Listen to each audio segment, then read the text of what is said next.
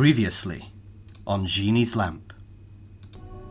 You head over through the streets of Waterdeep. People are now coming out of their houses, having heard this explosion. Some are running away. You see that there is shattered glass. The shockwave from the explosion, once you get within 2 streets, has destroyed parts of buildings. There are roofs on fire. You round the corner hearing these screams, feeling kind of the pressure in the air still from this colossal explosion. You run round the corner, your heart's pounding, Genie's heart pounding in his chest. Alec, feeling the close to... I'm thumping my own chest. Yeah, you're thumping your own chest, trying to imitate the sensation of anxiety that Genie is feeling, mostly for the stocks of brie that he had hidden somewhere in the cafe. And when you round the final corner, your eyes are drawn from the huge plume of black smoke in the sky down to where there is a missing building. Genie's lamp is not there. What is there is a pile of timber and ash and brick and charred bodies.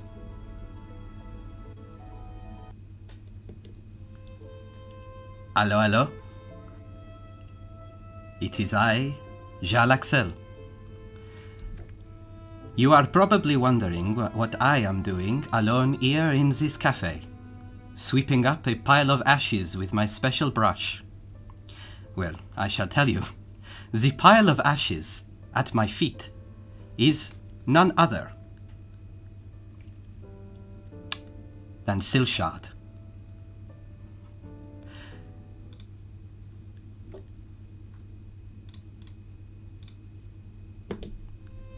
And so distressing it was, it's very technical difficulties for a moment. We shall... we do actually need to check that these technical difficulties are resolved, so I need you all on stream to chat, please, to see whether people can hear you. If you could say something. Hello. Oh, you mean like voice chat? Okay. Yeah, like really chat. Okay, are we audible, guys? Hello. This is the best part of my favorite part of D&D is the 10 minutes of technical issues that happen before every session. I mean, hey, it's part of the experience, you know. Yeah. It's all good. Are we all right. good? We're good. Cool. We're good. It just on OBS it says that we can't hear anyone or anything. So we weren't talking, to be fair. No, as in it says there's no input at all. So we're going to ignore that. Anyway. My ping on Discord is bouncing between red, yellow, and green, but the number isn't changing. We'll have fun with that. Anyway, sorry about that. Let's start again. Hello, I am Jalaxel. You are probably wondering what I am doing here in this cafe, sweeping up a pile of ashes. Well, I shall tell you. This pile of ashes that I am sweeping up rather haphazardly is none other than the party's warlock's patron, Silcharde. It seems that in the chaos of last night, when the lamp was blown up by some delayed blast fireballs, Owl summoned all of his remaining energy and connection with Silcharde, and in doing so protected his friends from harm, but evaporated Silcharde into a million tiny little flakes that drifted through the air, unsettled all over my otherwise pristine cafe. I now have to sweep him up and put him into a bag because I do not know what Owl will do to me if I dispose of him. This is why one should never dust, by the way. You never know who the dust is. But house tips with Jalaxel aside, the party had the lamp blown up because it seems they are being harassed and possibly framed for a crime by the Open Lord of Waterdeep. It seems that the Open Lord has it out for them, and has managed to engineer things such that they are now without an home, without friends, and without Silcharde. I have given them my prized cuckoo clock, and they have used it to teleport themselves away to a safe location. I hope they are safe, at least. Well, I will carry on sweeping up the ashes of Silcharde. I hope that wherever they are happy. I am not.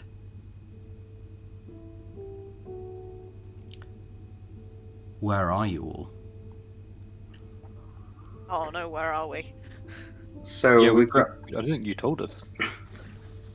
I mean, Jarlaxle just said that the cuckoo clock could teleport us to a number of other set locations, basically, right? Yeah, sorry, just trying to clean the mustache off my finger. I'm going to guess there are 12 set locations, just on my knowledge of how clocks work. I mean, he recommended 2:30, so Yeah. Yeah. Look, a lot has happened in the 3 minutes since he said Do we- that. Do we end up at a dentist? So, 2:30. 2:30. oh, Connor, This is not it took the you time for jokes. It took you a lot Alex. longer to get that than it should have done. I'm in distress, Dad. I'm in genuine distress. Why are you in distress? Because my sweet cheese is gone. My rotten soldier. Sweet cheese. Let's put D&D TikTok. aside for a minute. Why are you distressed? How can we help? Imagine explaining this to a therapist, being like, yeah, How does that make you feel? I tried to explain the situation briefly to my co-workers, and I got very much like, oh, that sounds sad, I think. And I'm like, yeah, it is. I got a text from Connor's partner like halfway through the night after the stream, being like, "This is how sad you've made him." And I was like, "Oh, great." Oh, Thing. I genuinely I was crying. I saw a TikTok, obviously because it's completely off topic now. I saw a TikTok about comfort characters in D&D a little later that night. Yeah. And it's just hit me so deeply that I actually started crying again later that night. And I thought, this is... I was both sobbing and also like, this is so funny that I'm having this reaction. I took like a dozen or so selfies just because of me both crying and laughing at the same time. Because I was like, this is incredible. But anyway. Speaking of the incredible, you are now all having teleported out of that cafe to whatever safe location is at the point at which this cuckoo clock chimed. You all find yourselves in the sitting room of a very well-appointed, well-furnished house. The curtains are drawn, but there is no light coming from outside. Interesting. You have arrived... did you bring Piddlewick with you? Yes. Cool. You have the five of you then have arrived in this room. It has leather sofas and a very nice armchair. It has landscapes on the walls. There is a mirror over the fireplace. In the alcoves either side of the fireplace, there are very large bookshelves. There is a small oak coffee table placed against the edge of one sofa. And you can see that the room at one end has these bay windows that open out into the street or whatever is beyond. The curtains are closed. The other end of the room has an archway that leads into a dining room. Do we Can I- Sorry, go on. I was going to say, can I go peek through the curtain and just check we're not still in Waterdeep? Yep. You peek through I the... feel like that'd be a very Jarlaxle move. Like We're all next his safe door. houses, all his safe houses just like around. We've the teleported city. upstairs. Yes, you can peek through the curtains. Make a perception check to see if you know where you are. Or a survival check, if whichever might be better for you.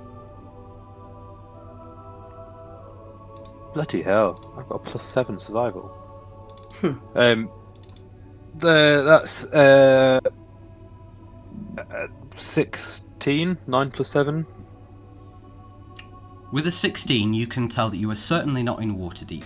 The architecture of this particular city is such that you think you are much further south than Waterdeep, and you have an inkling as to where you think you might be.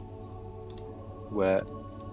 You've- Can say to help that inkling. Yeah, Did you say there was a bookshelf? there is. Are there any location-based books of like several about a singular place, as if it's about that general area or anything like that? That's quite a clever I'm just sorry. I'm just surprised. I wasn't expecting that. You can have a rummage through the bookshelves. Make an investigation check. I'm just thinking about my mum's bookshelves at home because she's got loads of books on York. Just doxing Investigation. Yeah. Well, we shouldn't actually live in York, so that's a 10. So if anything. With a 10, you find enough books that you can reasonably confirm your suspicion that you are in Kalimshan, which is, if I remember rightly, Quite far south. quite far south. Just above the Shining Sea. Yes, indeed. West of the Lake of Steam, east of the Nether Isles. So I've got the map up on screen. Génie knows exactly where you are. I was going to say, this is great knowledge off the top of your head, Alistair. Wow. So if you would like to explain to everyone where you are. You are, specifically within Kalimshan, you think you are in Kalimport. So we are effectively at the very south point of if you followed the Sword Coast all the way down south, past the Wheeldath, past some mountains, like 4 sets of mountains, until it turns eastward by a desert, and we're sort of on that bottom corner. See, looking at the map I'm looking at now, I would have just said, look at Chult and then go north. But there's 2 ways of doing it. 2 ways of navigating. Alec we in were south for a long time. Yeah, Alec in particular. Got it. You would know that you are quite a long way away from Waterdeep. A very long way, in fact. I would argue, other than it would be the furthest we've ever been as a group. Not counting, like Barovia or something. Yeah. As well, Génie wasn't there. Then. Yeah, true. So true. my statement was accurate. Apart from, I can't remember where we started, where we had that dragon race. That may have been further. We've been to Chult, which is further from Waterdeep, and also we've been to Chult. We've been to near the border of Thay, if I remember correctly. Pre-crisis. Yes, you were. Not on stream. This was all prior to us beginning streaming our games. But you believe that you are in Kalimport, on the far south coast of the nation of Kalimshan, which is a desert nation. Good thing I packed my snowshoes. Thanks, Génie. I share this with the group of where I think we are. Good. Does anybody know anybody around here, or are we all Eventually. in the pile of poop? Every single one of my friends lived in Waterdeep. All 3 of them. And one of them is now dead. No, and one of them is now dead. Oh.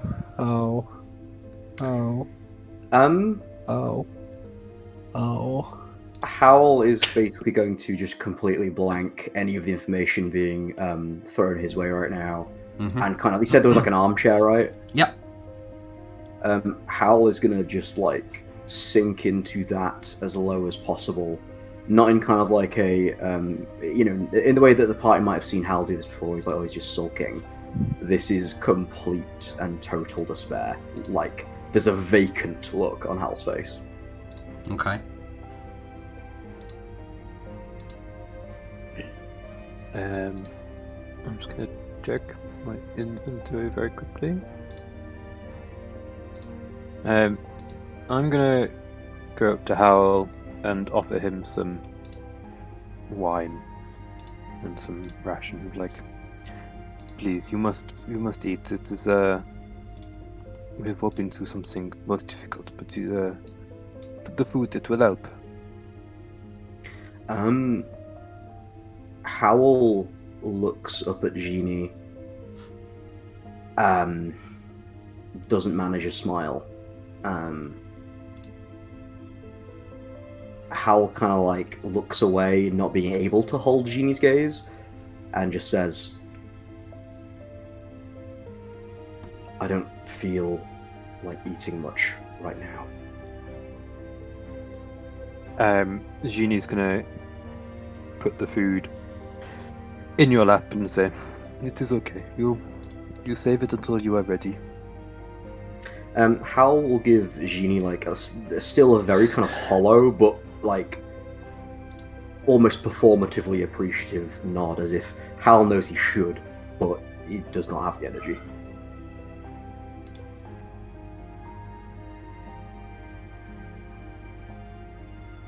Do I know if... I ask this every time we visit a foreign nation. Does Callum Shan have an extradition treaty with Waterdeep?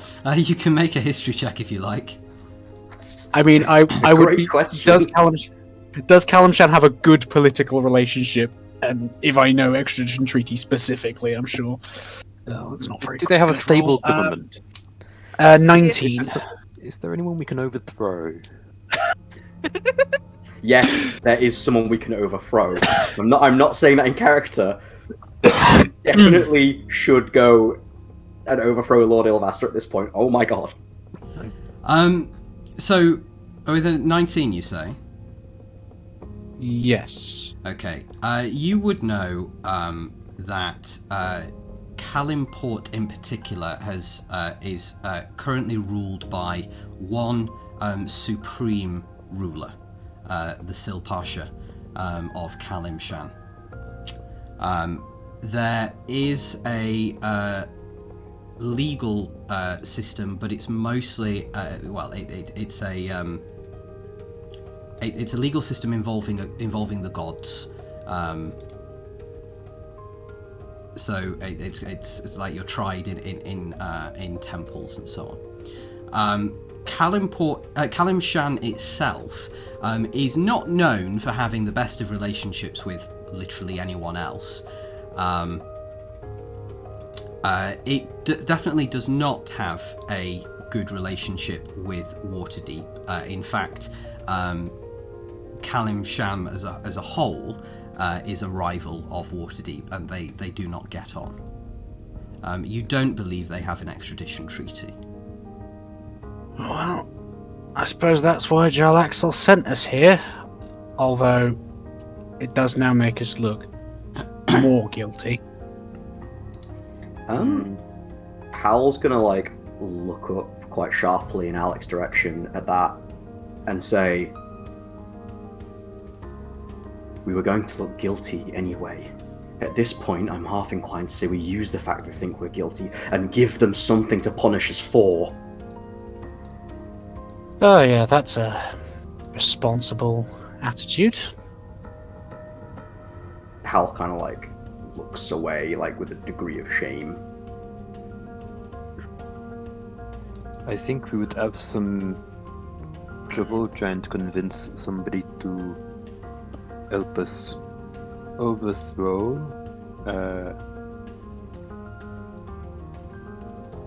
I've forgotten his name already. Jeffrey? Ranulf Ilvaster? Ranulf, I don't know what Gene might Ralph. Big Ralph. We would have issue trying to convince somebody trying to overthrow Ralph without overthrowing the entire city. I don't know. I mean, we could try, but I am lost at what to do now. I mean, without the lamp, without the apples, we are nothing. I am nothing. Hal's gonna stand up kind of sharply and look over at Génie and say, you're not nothing. None of us are nothing. I don't normally like to play this card, but I think the situation calls for it. We are damn near the most accomplished people on this planet at this point. We stopped the crisis. I died and clawed my way out of the abyss itself, and I didn't do all that. We didn't do all of that to see our home burnt to the ground by some pretender in a shiny crown or whatever it is, or robe or staff, whatever they have to wear. We don't have any other allies in Waterdeep anymore, other than maybe Jarlaxle. I don't think it'd be appropriate to bring Cassius and Laurel into this, and frankly, if they did it, it'll implicate them as well. I know I said it before, I know it sounded rash, but hey, that's the situation we're in. I think the situation calls for rashness. If they think we're villains, let's let them think we're villains, and let's expose Lord Ilvaster and Queen Raedra for whatever it is they're doing. If people knew, maybe they'd take our side, but frankly, I'm willing to.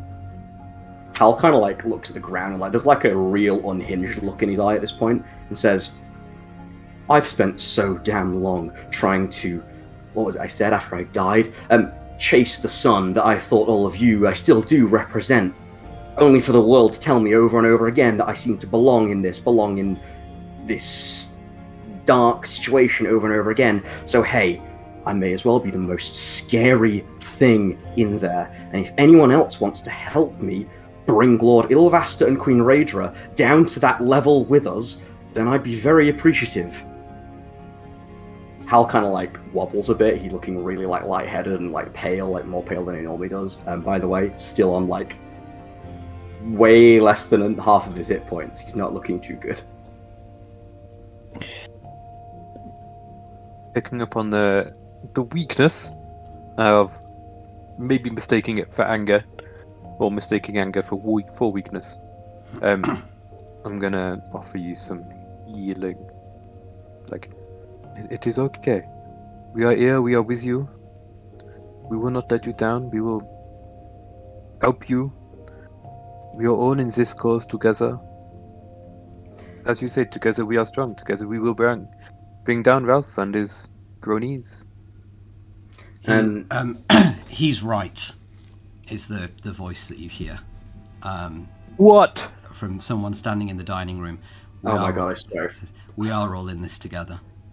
I go into like combat stance. Is immediately drawing her bow, knocking an arrow, and aiming it at the doorway. Okay. Wherever the voice came from. Just before that happened, I was casting cure thing. Roughly, how high of a level should I have been casting this spell? Cure wounds. You can cast it at any level for which you have spell slots. Yeah, which I've got plenty. I'm asking the person who is receiving. If it was, say, 1d8 plus d8s for each level, how many? How do I say this? If you were to put Howl's HP, you can on a scale... metagame hit points. Okay. Howl is on 22 hit points right now. Out of 108. Okay. Yeah. We'll go with a 6th level and see how that does for now.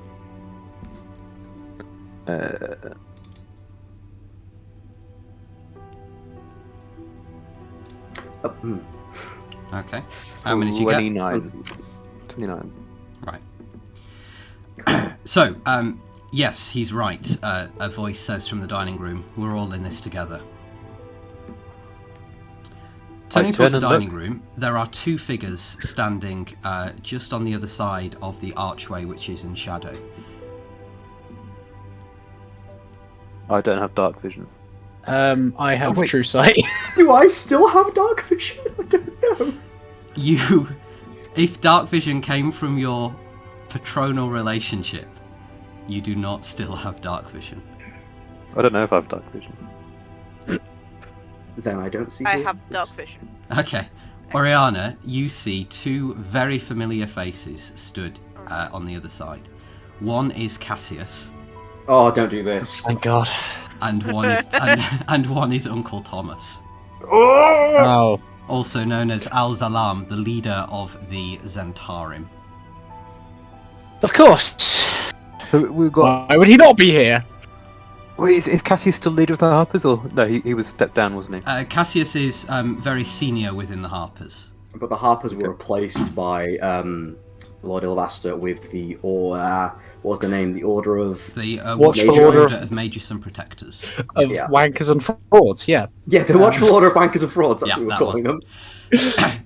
Yes. Hey, Cassius and Thomas are here. You know, under the circumstances, Thomas, I'm actually really glad to see you. Cassius says, Jarlaxle told us what happened and we teleported here. It's very handy, this old safe house. How long have you been here? About 2 minutes. Jarlaxle works wonders, you know? Thomas looks round and says, he has let this place go a little bit. You've been there before? Oh yes, I have. This is the home of Artemis and Terry. And I know that name. anybody who wished to may make a history check to see if go they on. know that name. Ooh, natural 20, so total of 30. 30. I'm not gonna bother. 15. Yeah, no one bothering. Okay. What was their name again, sorry? Just... Artemis Entreri. Entreri.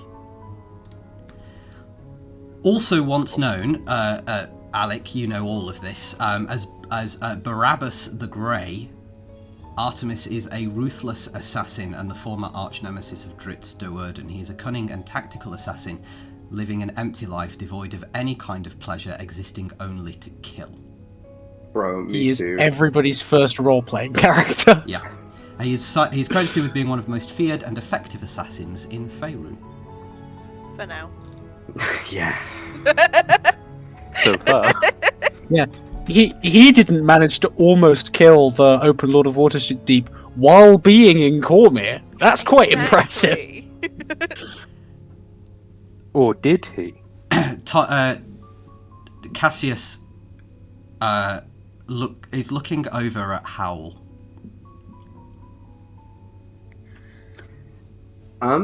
Howl hearing those voices has and obviously just being hit with the realization that you can't see in the dark anymore. Mm-hmm. And knowing obviously what that means, Howl is having a staring contest with that coffee table. Okay. It's a very nice coffee table, it has to be said. Lowering her bow, Arnold kind of look between Howl and Cassius for a moment. Make an before insight saying, check. "Oh, okay." 24. You've never seen Cassius so worried and so concerned about anyone in the time that you've known him. Cassius wasn't even this sad when Howl died. But Cassius is looking at Howl, and you can see that every bit of pain that Howl must be feeling, Cassius is feeling it as well.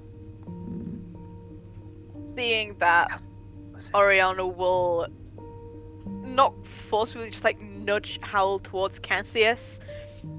And she'll say, Cassius did have a message for you, but I feel it'd be more appropriate for you to hear it from him than from me. Oh god, out of character, this could... Oh my god. I really hope Howl isn't about to be a really bad person out of grief right now. Now, kiss. Kiss. Wait, kiss. Cassius takes a step forward. Howl just, looks over towards Cassius, with a completely vacant look in his eyes. He turns his head slowly, as if just moving at 1/2 of his speed. There's no kind of, emotion on Howl's face at all. Cassius runs over and embraces you.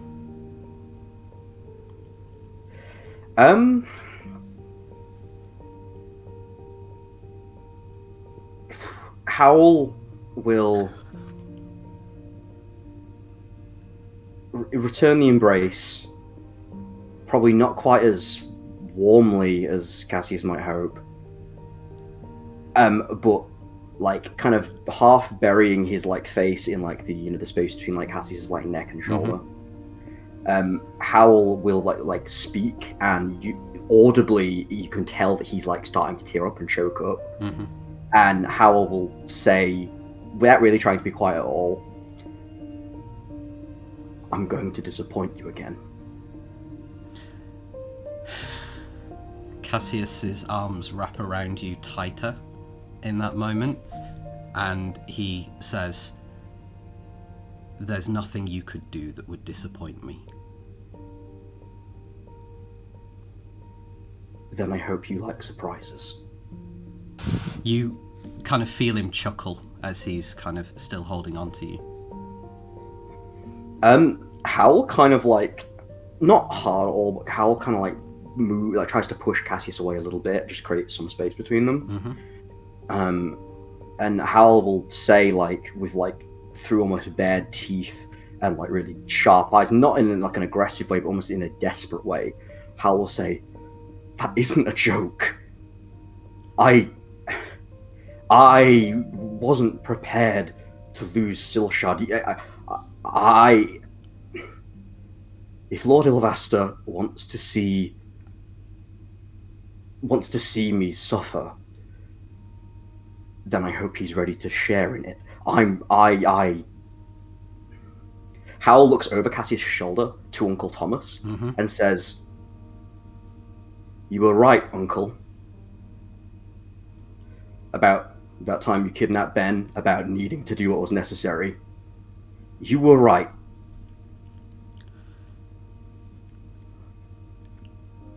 Okay, Cassius will kind of let you move away a little bit, but he kind of keeps his arms on your hands on your arms a little bit. He's not holding on to you. He seems just to want to have that connection. Thomas, this is the point, you know your uncle well, where Thomas's face should curve into a sneer. It doesn't. It remains static. Is there a single tear? No, he's not capable of that much emotion. Cassius, however... The Blackwood family men are so mentally well. It's amazing. Cassius, however, kind of puts his hand on your face and tries to move your head slightly so that you meet his eyes.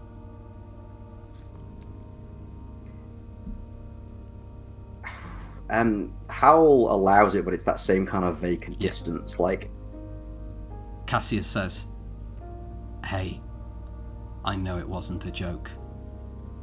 That bastard's gonna pay for everything he's done to you, to all of you. And if you don't get there first, I'm gonna make him suffer." I don't think this is Ranulph. Howell does like a whole like. So does Cassius. Like both of them just kind of turn and look at you. Howell will say, "Alec, it's very lucky that you're the smartest person I've ever known. What do you mean?" We did get the conspiracy chart out. He has a point. So, just before before this unravels, I should have mentioned there is a magic item that I've been meaning to give to Oriana for weeks. That I have now remembered to give to Oriana, which is the chart of conspiracy. Oh my god! Which is it folds up. It is as much paper as you need, as well as strings and thread. You simply kind of like will them into existence, and it can fold up such that it can fit in your pocket. It's a bit like a bag of holding. You know, it's an extra dimensional space, but you can roll out this long sheet of like A1 paper, A1 length paper. You can just kind of like roll it out and keep adding to it and changing it, and then roll it back up, and it fits in your pocket. The chart of conspiracy. Amazing. So just to be clear, we've willed into the game a bag of infinite baguettes and now an infinite piece of paper for conspiracy charts. Yes. Yeah. Maybe if we Amazing. think really hard, we'll stop Lord Ilvaster's heart from a distance. Can I will into the game an entire tavern or cafe? Can I will into the game a therapist? Well, I'm trying to No, will in. I'm that's trying to too will. far, that's too far. I'm trying to will into the game a tangible story and plot, but I've failed so far. Anyway, No, disagree. Yes, you. Oh, halfway there for 10 episodes. So you can unravel if you wish your chart of conspiracy. Absolutely. But- immediately whip it out like, yeah, I agree with Alec. When the lamp, and he kind of trails off, and then when we briefly lost contact with you and Oriana back at the lamp, I heard a voice, and it wasn't Lord Ilvaster's voice, and it was in. I don't know if you guys heard it too, but it was talking about you in a way that I don't think any mortal would. I mean, I've spoken to enough evil, immortal creatures in my life, more than two, to know Weird how that it they happened twice. to know how they think about us and the way that they talk. I think something else is afoot here. Someone else is out for us, and Ranulph Ilvaster just happens to be the tool of the day in more ways than one. Hal will continue his staring match with that coffee table and say, well, then he shouldn't have gotten in the way. Definitely not Ranulph, because this is not the first time I have been targeted, or at least people around me have been targeted by a delayed blast fireball. Now, obviously, you at have this a story to tell, is that? now, obviously, at this point, no one else aside from Oriana knows about the delayed blast fireballs. I was gonna say, yeah. is it specifically about knowing the delay blast fireballs of the lamp? Because I have seen that memory. You didn't see the memory with the delayed blast fireballs in. You saw the corrupted memory that a fireball engulfed Oriana and Sam by the tree. You never saw the cause. Right. Well, I'm putting two and two together there. Okay. Someone set the trap. They knew where the clock was. They knew we would go to get it, or at least I would. And they set the trap.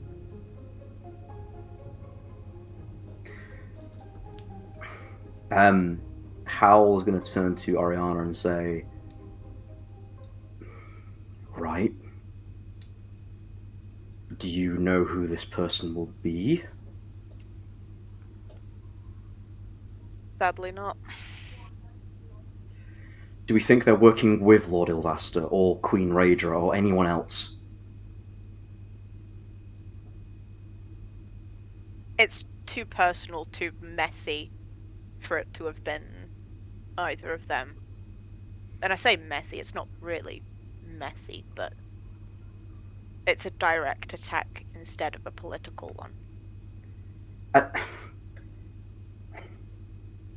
Look, I realise that this sounds like the sort of thing where they have a personal reason for wanting to harm you, Ariana. And I want you to know as well that they are, for doing that, whoever this person, whatever this thing is, not just for Silcharde, but for daring to harm any of the people who fought so hard for this measure of happiness we had, well, I'll make them feel it too. Agreed. Do we have any leads at all? And Hal will turn to, Cassius and Uncle Thomas as well, kind of just asking the room.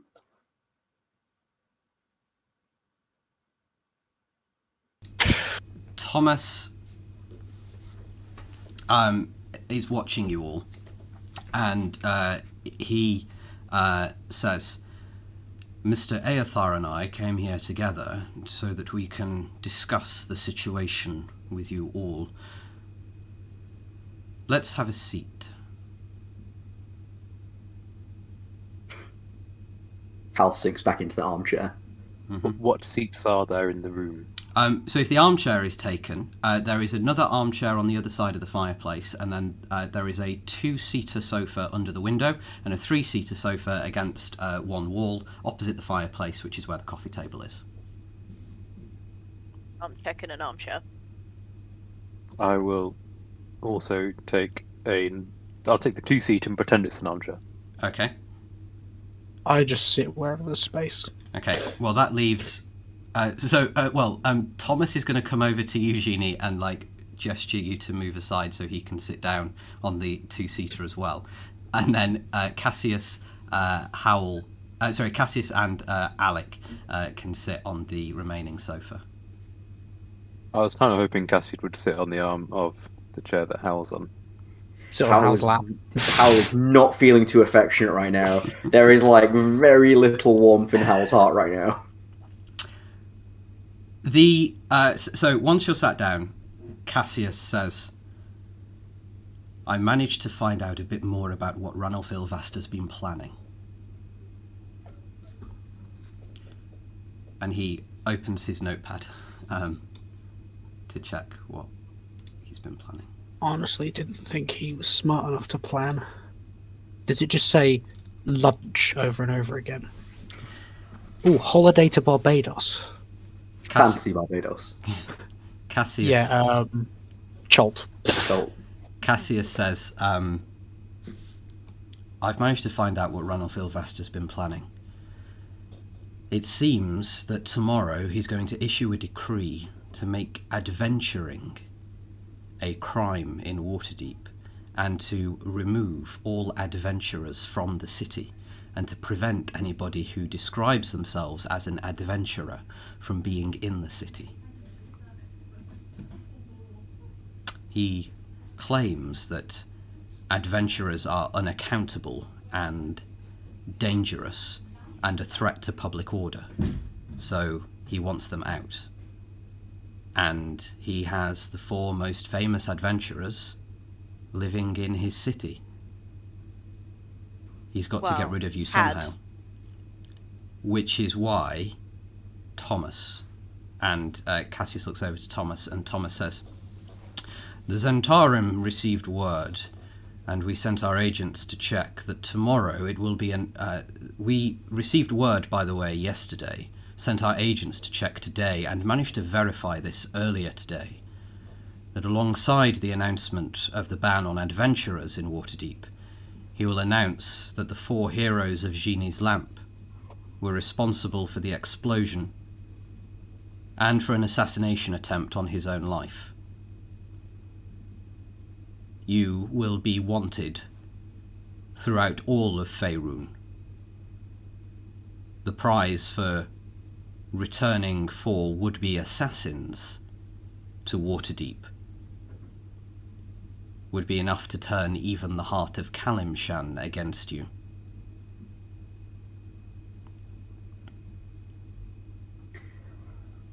Interessant. well, then, at the very least, that clears up who it is that we need to deal with as well. At least it just adds to the list. Cassius says,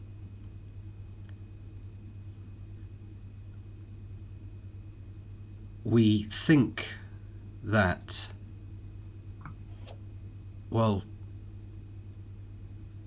we don't think that Ranulf is doing this on his own, but we think that his motivation is quite straightforward.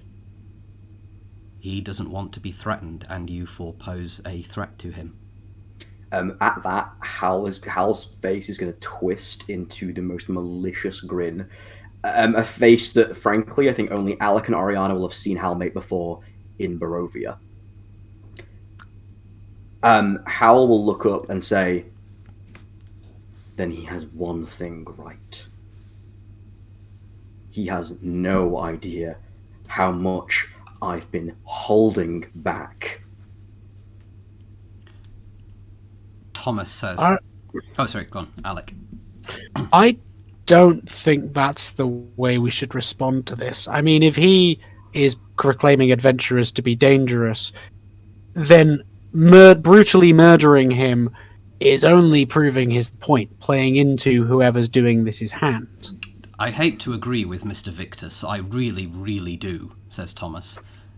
But he's right. If you storm back into Waterdeep and kill Ranulf Ilvaster, As much as I would love to have some of my best Zentarim agents walk into the castle and slaughter him in his sleep, if we do that now, you do actually become guilty of the crime of which he's accusing you. And then there's He is no right. coming back from that. We need to wait for the right moment, and we need to expose him for the spineless man that he is. Still wearing that like really unpleasant grin, Hal will nod in Genie's direction and say, "Yes, you're right. It'd be much too nice to just kill him. Frankly, if we expose him and humiliate him and prolong his judgment, then I think that'd be a lot more just desserts."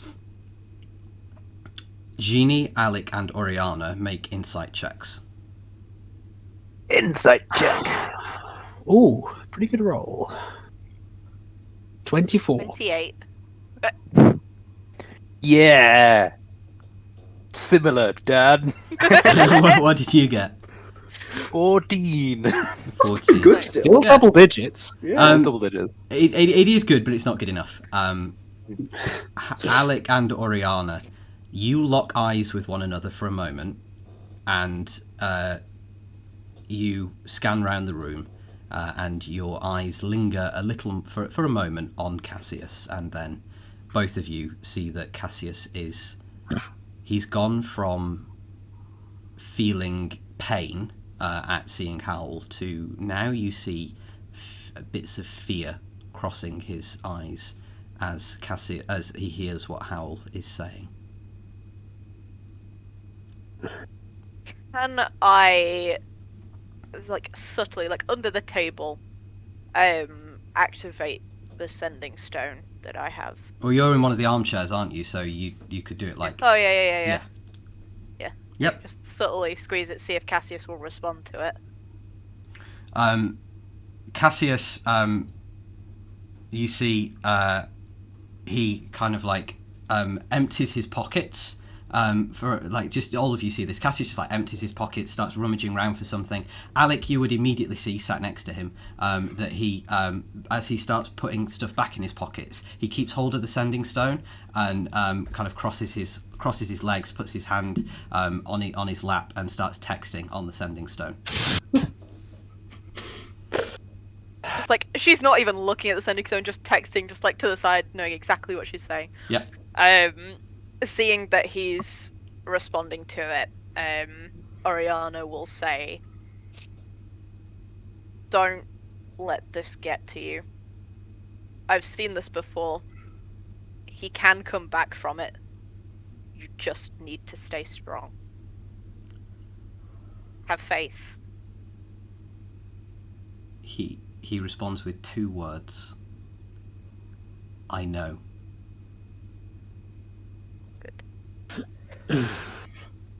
How? Last I checked, we weren't in the business of torturing and punishing our enemies. We stop bad people doing bad things. We don't do them ourselves.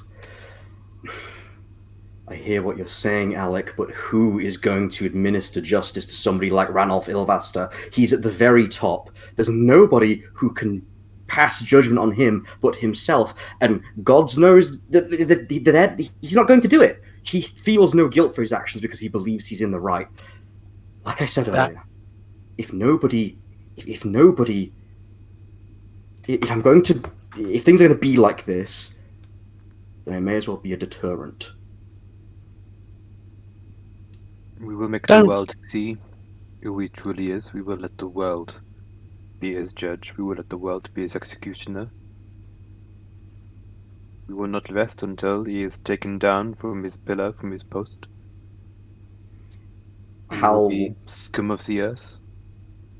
He will live in a cave the rest of his days. It will not be our doing, but it will be everyone's doing. We shall bring him down together. Hal looks like kind of placated by that, and will kind of nod and like again sink kind of a little more grumpily into the chair and say, "Not just him, Rager too, and whoever dared do that to our home." At which point Cassius says, "What did you learn about Rager?" She's a bitch. Right. Which? There's an echo in here. Oh dear. Let me consult my extensive notes on our adventures in Cormyr. She was an asshole to her Bitch. fiance, sent him on a death mission. He definitely doesn't like her. Yeah, she was a bitch. The fiance, Thomas says, is he still alive? We have good reason to believe so. Hang on, he left her this note. Sorry, it's a little... Is there like saliva, or is it dry? It would be dry. So no bodily fluids at all. Oh, I've got blood. He's like Alex like beef jerky. Look, please stop. Every time I do this, please don't interrogate my bodily functions or lack thereof. Well, I'm just curious. Yeah, you're the lich.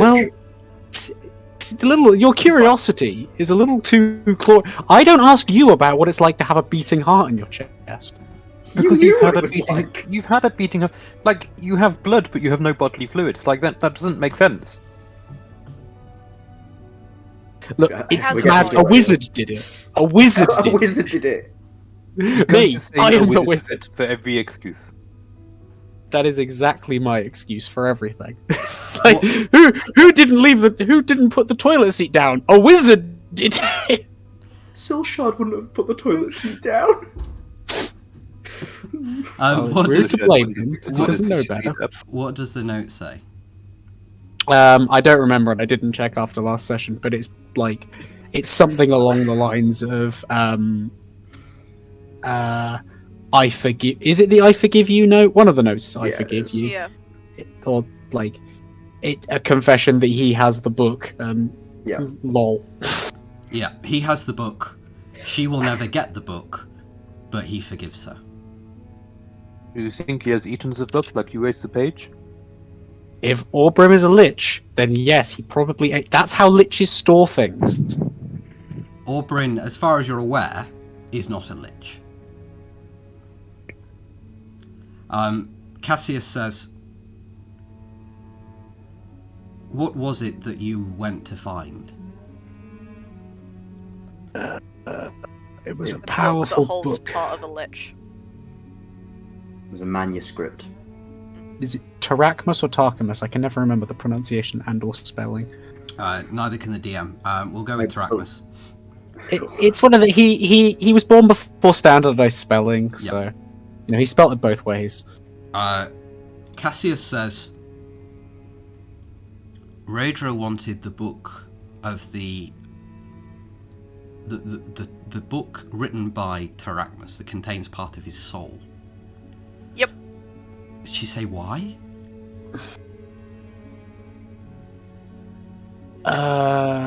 I believe she told us that she thought it would lead her to, Orbrin. But she And sent sent- Bryn to find the book. I suppose she figured that Orbrin hadn't succeeded, and that by finding the book, we'd probably find Bryn's corpse.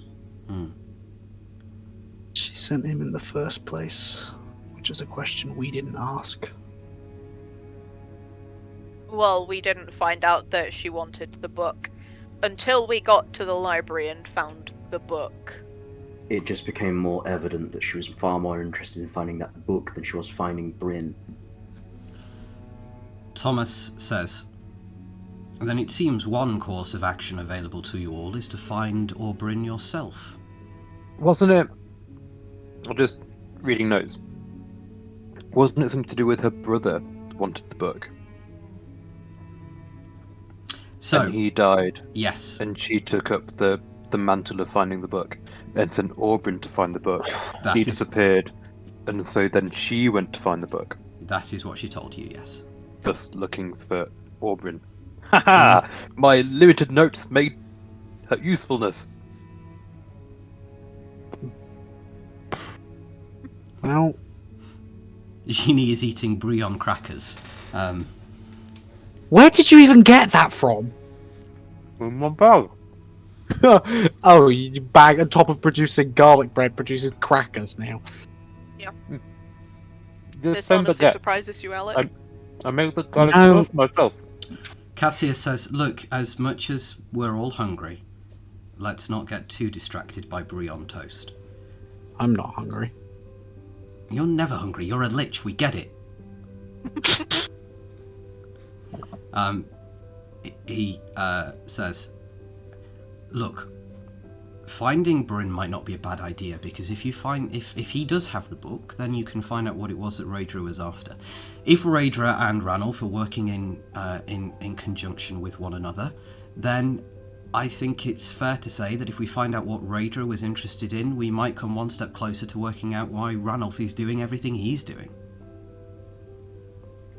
And then we can expose them both. Okay. So where do we find... Insert name here. Bryn. Bryn.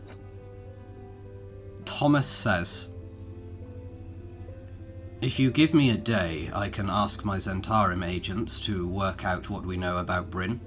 I'm sure Mr. Eothar could do the same of whatever Harper intelligence still remains under his direction.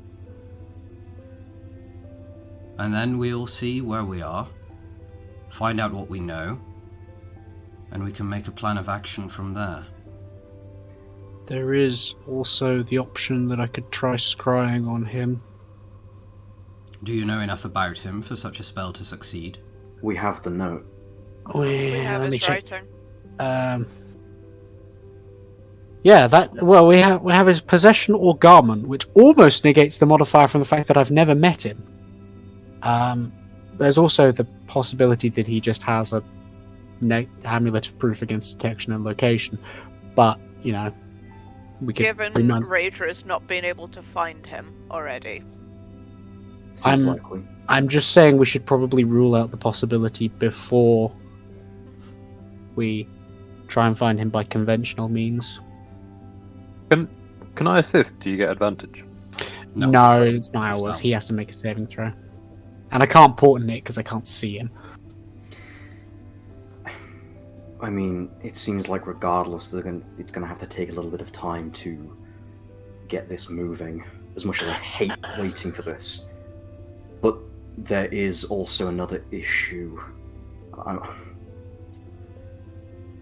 Hal's going to, stand up in the armchair, and kind of, his arm will, go to, the wound in Hal's chest, or where it used to be. And Hal's gonna, The wound is still there. Yeah. As you touch it, you notice it's a bit damp. I was assuming that would be the case, yeah. Hal's gonna, unbutton part of his, this kind of patterned shirt thing he's been wearing since that one event we went to earlier in this arc. And kind of, pull it aside and, show, part of this, wound over where his heart is. And say, with Silcharde gone, look, I want you to understand that the thing I care about most here is putting these people to justice and trying to, if there's any way to bring Silcharde back. They weren't exactly entirely human. I'd like to. They deserved a chance at life as much as anyone else. But also, on a practical level, I don't have anything anymore. I don't have anything left.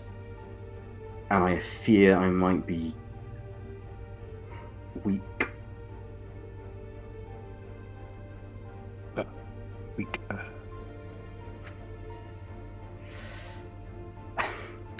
Can I tell if this is a permanent thing, or if Hal is just temporarily lost access to his powers? Make an Arcana check. When you say 32. bleeding, Yes. do Genie, seeing this, is going to come over and say, "Oh, no, we cannot have this," and patch you up, bandage you, resident healer things. As you do that, Hal's gonna like almost quite darkly kind of like scoff at it and say, "I've had this wound since my father stabbed me with Gleipnir. I died that day. This wound is not going to heal." This wound is not going to kill you again. No, probably not, but you know. With a 32, you believe that Howl does not have access to his powers for as long as Silcharde does not exist. Well, that's problem A that we've got to fix. Have I ever told you about my god? Howl will look down and it will crack like the first genuine smile almost, giving like a little hint of light in Howl still, and will turn to Genie and say, "Don't try to convert me in my moment of peril." However, she is very nice. With a 32, you also know that these sorts of things take time to cement, and it is perfectly possible for Howl to continue accessing his powers if Dark vision. If you do something similar with Howl as you did with Oriana in Memory Land. You don't want to go there, man. You don't want to do this. My character's messed up. Alec continues his journey as group therapist. No. Alec. With a 32, you think that if you can convince Howl that Silcharde is still alive, Howl will be able to access the remnants of the powers. Therefore bring Silcharde back? No. He's accessing. These things take time to set. It was such a powerful and potent connection that it takes time for that connection, cosmically speaking, to break. However, it will break. You all along. It will break faster if Howl realizes, believes that Silcharde is gone. It will wane slower if Howl believes that Silcharde still exists. I have to lock him in the denial stage of grief. You have to lock him before that, in a way. Yo, this is immoral. I'm going to give you a little while to think about what you want to do next, and this is where we're going to take our break. So we're going to have a little while. We're going to try and come back around. I need the toilet. We're going to come back around quarter two or just thereafter. So thank you for following us so far. Roleplay amongst yourselves for a bit. We'll be back with more ethical dilemmas and potential party conflict right after this. Being shot. And since then, I've been rewinding time at every available opportunity to affect. No, but yes. And we're back. We've gained a new party member. It's just my cat. He's going to headbutt me in a minute. What's the cat called? This is Jaden. He is an old man. Did he study at Jewel Academy? No. Did your cat chill out with the crew? Yu-Gi-Oh! Jex was on the air when we got him, so... Finding trouble and never He does like to working too chill hard. out a lot. Never working too hard is his thing. I don't think I've seen him, jump. I had a laser pointer the other day, and I, shot it next to him just to see what he would do, and he, laser battered it. Well, Amazing. speaking of seeing what creatures do when you dangle things in front of them, back in the land of D&D, it seems that in order for Howl to continue to maintain his warlock powers, he may need to be magically convinced that his patron still exists.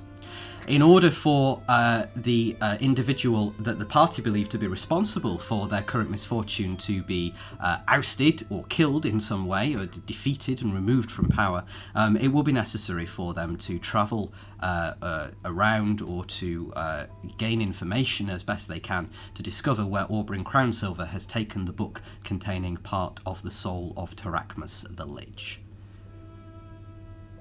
Uncle Thomas Al-Zalam, the head of the Zentarium, has recommended that he can get you some information if you give him a day.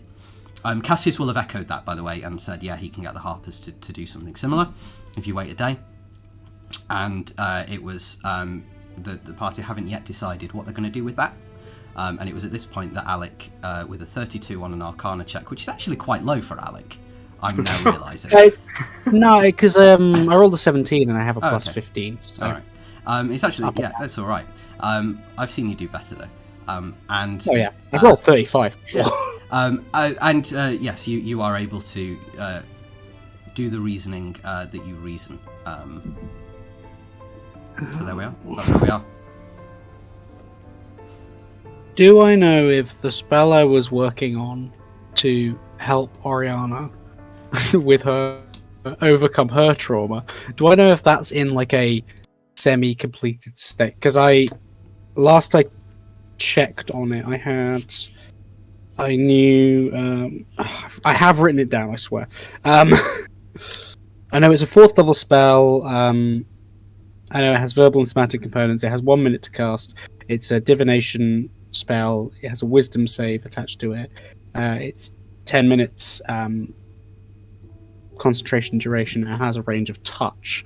Do I reckon within the next sort of 8 hours I'd be able to work that into a convincing state? Yes. Or do I have to bodge together multiple detect thoughts to... No, you if you don't sleep, if you don't take a rest, and are willing to gain 1 level of exhaustion, and work through the night, you would be, you think now, able to fashion the remainder of that spell. Okay. I want to consult the others on the ethical implications, but I can't just really suspiciously ask everyone except Howl to join me out of the room. I mean, you could. Can you communicate telepathically? Well, the telepathic bond unfortunately includes Howl. Kick me out of the group chat. Could message people individually. Messages still speak verbally. Does Alec know about the sending stone that Cassius and Oriana share? Yes, but he doesn't have because Alec saw him.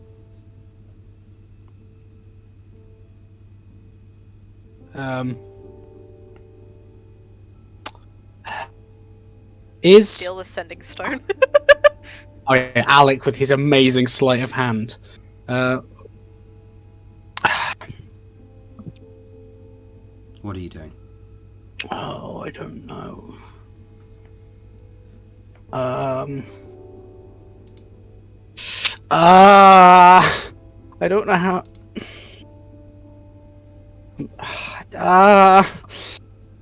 This is so hard. I spent ages thinking about what I was going to do, and then I don't know.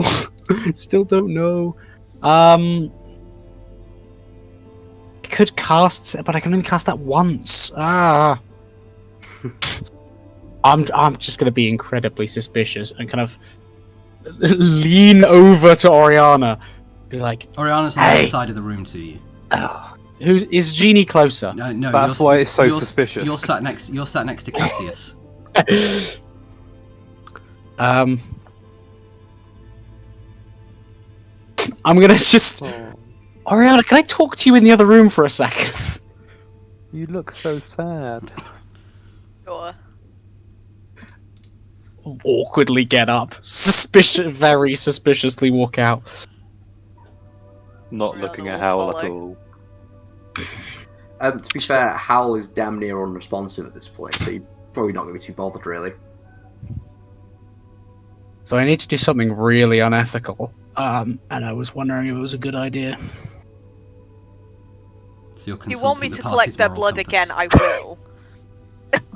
No, not this time. You remember the spell I was working on to help you with your... Yeah. Yeah. Yeah. Well, it turns out that if I were to, let's say trick, that's the most ethical way of saying it, Howl into thinking that Silcharde was still alive, that would delay the effect of the fact that Silcharde is not still alive. And I'm wondering if that's the kind of thing I'm comfortable doing. And by that I mean, would you do it? I don't know. I mean, theoretically, Silcharde was a being, right? Mm-hmm. People can come back from the dead. There's magic for that shit. Mm-hmm. Not when they're turned to dust, though. That's a bit more difficult. Fine, true resurrection will bring them back. True resurrection, yeah. Cool. If we can find someone powerful enough, and given how anal Jarlaxle is about things, he'd probably still have the dust. Cut to Silcharde's not technically dead. cut to Jarlaxle's cafe, where there is a bag of dust labelled Silcharde sat in a cupboard. Cut back. Hang on. What bags are next to Silcharde? Flour. Chocolate chips. Cinnamon. He had some weirdly named friends, man. Also, that is the worst sorting order ever. It's not even alphabetical. Anyway, cutting back to that. See, this is like still wildly unethical. I'm effectively lying to my friend and telling him that at this point I'm comfortable saying his family member that he watched die is actually just fine. He's just gone to the farm. Hal's not a child. I can't lie to him with no Gone to the big abyss in the sky. But it's just, and this is all predicated on the idea that it will be fine and Hal will understand and forgive me when we do bring Silcharde back, which we're definitely going to do. And I'm not in denial myself. Yeah. Well, if my memory serves me correct, I remember there being chats quite a while back that Silcharde was split into several parts. We only had one part of him. There's other parts out there, so he's not technically dead. Mm-hmm. So you're not lying per se. More a white lie, half truth. I'm creatively telling the truth. Exactly. There's still parts of Silcharde out there. Do also bear in mind that this isn't just what I'm going to say to him. I'm going to magically go into his head and alter his memories. There's it's another ethical leap from there.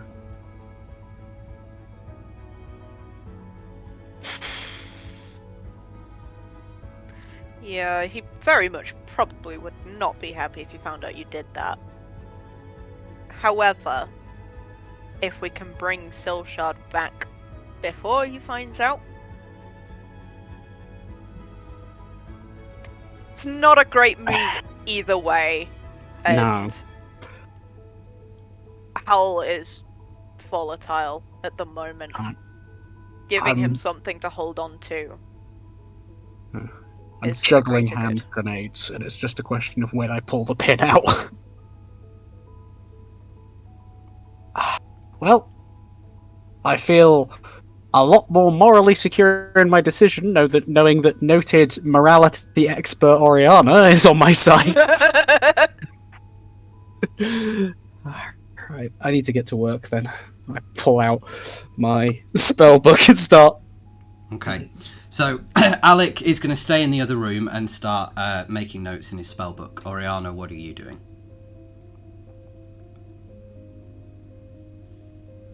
Probably fussing over King as a way to avoid dealing with her own emotions.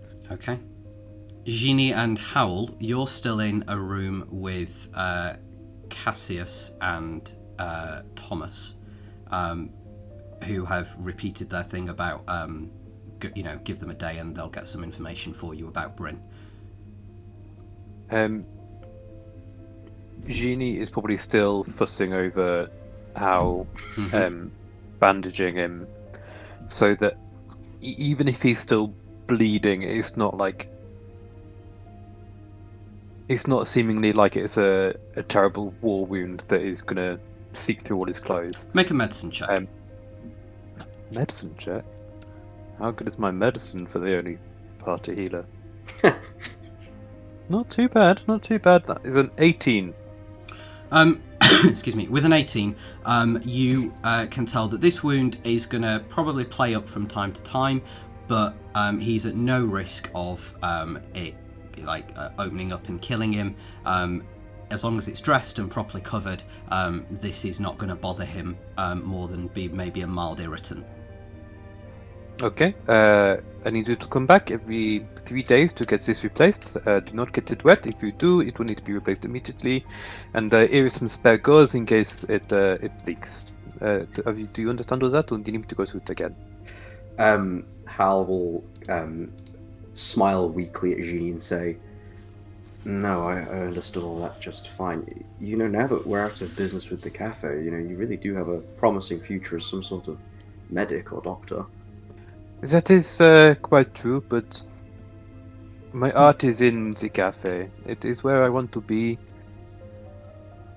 Hal will I might have a couple of things to do in my life, but the cafe is the juice lifestyle for me. Before I forget, take this baguette. If you feel any pain, eat it. It will help. Hal will take the baguette and I guess stow it away in one of his pockets or something. I don't know. And then we'll eat it. You hungry man? And Hal will say, maybe I should take back that comment about promising future as a doctor, but thanks anyway. I'm only trying to make you eat. You cannot go through life on an empty stomach. I appreciate the concern, and don't misunderstand. I don't intend to starve myself. I just don't have much of the stomach for it right now. I'm That well is why aware. I'm giving you baguette, but not brie and cheese. I'm not wasting fancy food on you right now. That's a fair point. Hal is gonna.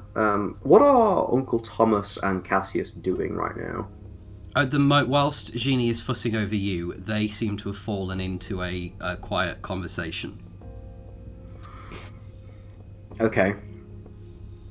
Hal, once Génie is satisfied that Hal's not going to bleed out, Hal will kind of call out across the room and say, "I'm sorry to disturb your two's conversation, but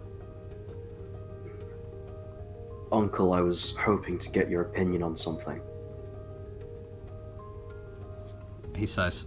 He looks over surprised at first and then quickly tries to hide that surprise, and says, "All right, you have my attention."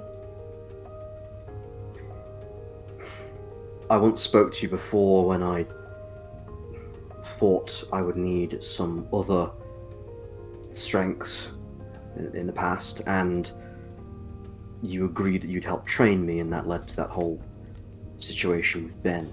Yes. And again, I see now that you were right about that, but I wish you'd chosen someone else to demonstrate such a thing with. Would you have preferred Piddlewick? No, that would have hurt Alec. I should also inform you, by the way, that Ranulph tried to kidnap all 4 of your children. Hal will grip the armchair significantly harder and say, as if I needed any more reason to watch him see justice. Génie's going to turn around and be like, I was not aware that we had children.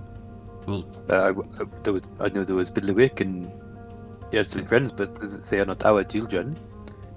Well, they spend more time than not at the lamp. And you're aware that Ben and Lyra give them free pancakes after school, right? Oh, there's nothing wrong with that, but they're still not our children. That is just being good hosts. Do you not give away free pancakes to children that come into your house? You may want to tell them that. Howell will continue talking to Uncle Thomas and say, well, look, as the situation is that it is, I'm going to need something else to work with. Could we speak in private for a moment? No sooner have the words left your mouth than shadows begin to move out of his body, Thomas's body, and around the room, enveloping the room in darkness. And all that is left is you two sat on your respective sofas. And when you finish saying the word private, this bubble of shadows surrounds you.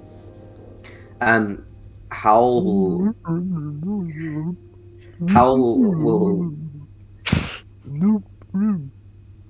Is all you hear from outside the bubble. Cool. Howell will grin. Oh.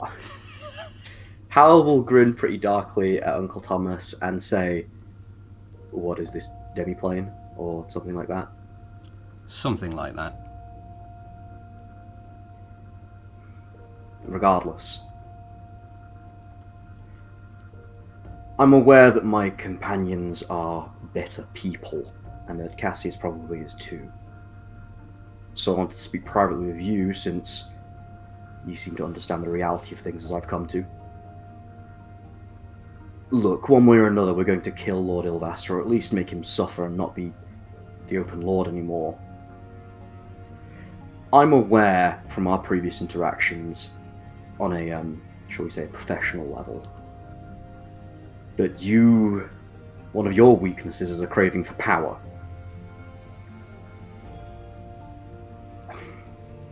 I hope you take me seriously when I say I'm going to need the services of the Zentarum. I need information, and I need people to keep watch of things who are willing to get their hands dirty, and also, frankly, people I don't care about. First and foremost, I'm sure you've already done this, but I want people to be watching my mother and making sure that she's safe. I'm aware that someone like Lord Ilvastor, or whoever attacked Oriana, is probably more than willing to do something terrible to the people I care about, those who can't defend themselves. I'm sure you feel the same. I've had agents watching my sister, your mother, for some time. No harm will come to her. Not again. Good. That's what I was hoping you'd say. Which gives me greater confidence to say this to you. Uncle Thomas, I want you to become the next Open Lord of Waterdeep. I want you to replace Lord Ilvastor, because I know that I can probably not entirely trust you, but you're the devil I know. I'm not taking any more chances, you were right. He sits there for a moment.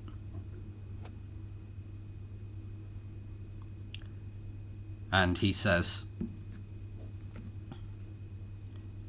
"You would make me Open Lord of Waterdeep." Yes, because I want the Zentarum from you. I don't trust you with the Zentarum, but I would trust you with an already corrupt city. It's a trade. You would become the leader of the Zentarum, and I would become the Open Lord of Waterdeep?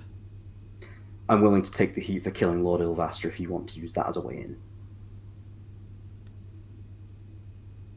Howell. The Zentarum is a sprawling network of agents across this world and others. It is not something that can be easily traded, nor is it something that anybody, and I say this as your uncle, can do, can lead. You gave me the Zentarum. Well, Oriana gave me the Zentarum in exchange for information about a threat against you. You're asking me to part with it now in order to... What? You still don't trust me to be in control of it? I'd like you where everyone can see you, and I'd like to be where nobody can see me. Howl. Yes, Uncle.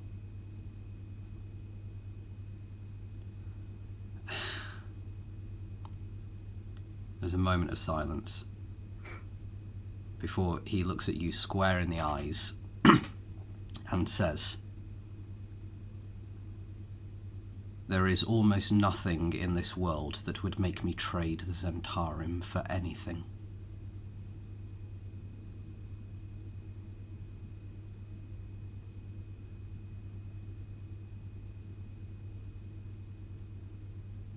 Right. What would?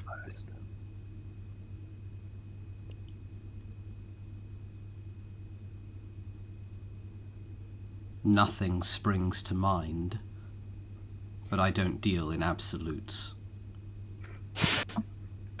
Fine. The Jedi. He says, the Zentarum aside, what good will you be if you gain the whole world and forfeit your soul? You fought so hard to make sure that you kept one. Like I said earlier, I've tried being as heroic as the people around me. I've tried time and time again, only to have my face pushed back into the dirt. Howl, you're more heroic than the people around you. Your friends couldn't save the world. You could. Your friends couldn't stop the consensus. You could. And you did it in the only way you know how, by going all or nothing. And you gave your all. You were the rash little fool who managed to sacrifice himself to save the world. Do you have any idea how heroic you are? Evidently not. Don't throw that away. Not for me, not for the Zentarum, not for anything. Howl, you are the hero of the story. Stop pretending otherwise. Uncle, if I hear you badmouth my friends like that one more time, I'll add you to the list of ever-growing villains. He chuckles and says, "Do you see what I mean? You haven't lost the soul that you fought so hard to keep. If you were like me, truly qualified to lead the Zentarum, you wouldn't have said what you just said. You don't need the Black Network, nor do you need to put me anywhere that you think you or others would be able to see me. You need to be around your friends. You need to be around those who love you, those whom you love. Don't trade that for anything. It's very dark and empty when you don't have a soul."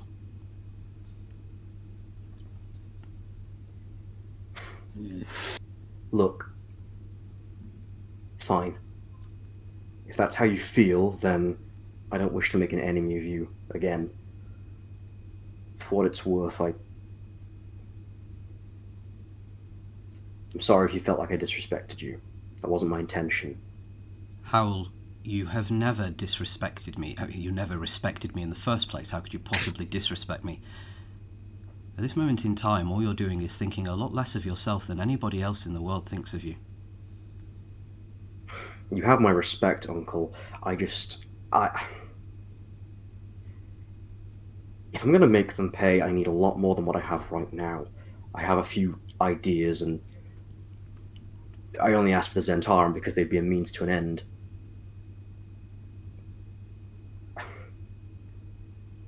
My plan B, I suppose. If I ask you to find me some information, would you do that for me? Whatever information you need, it's yours.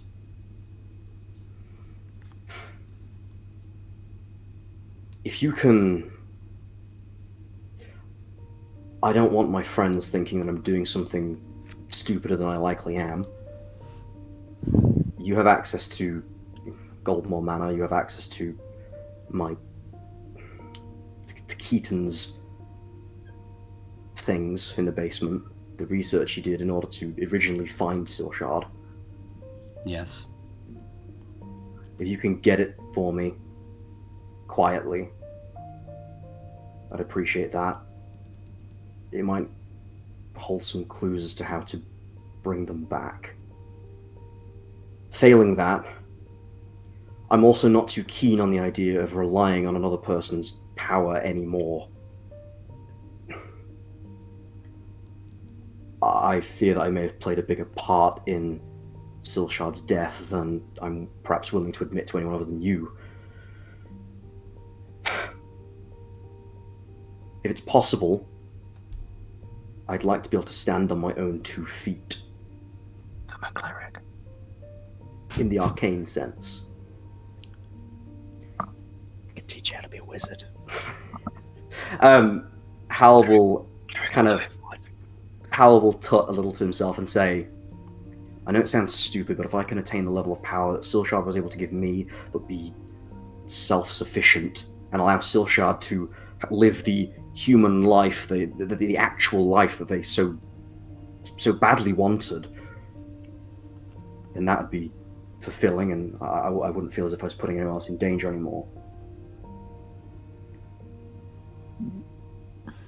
I don't know if such a thing's possible, but I'd certainly like it to be.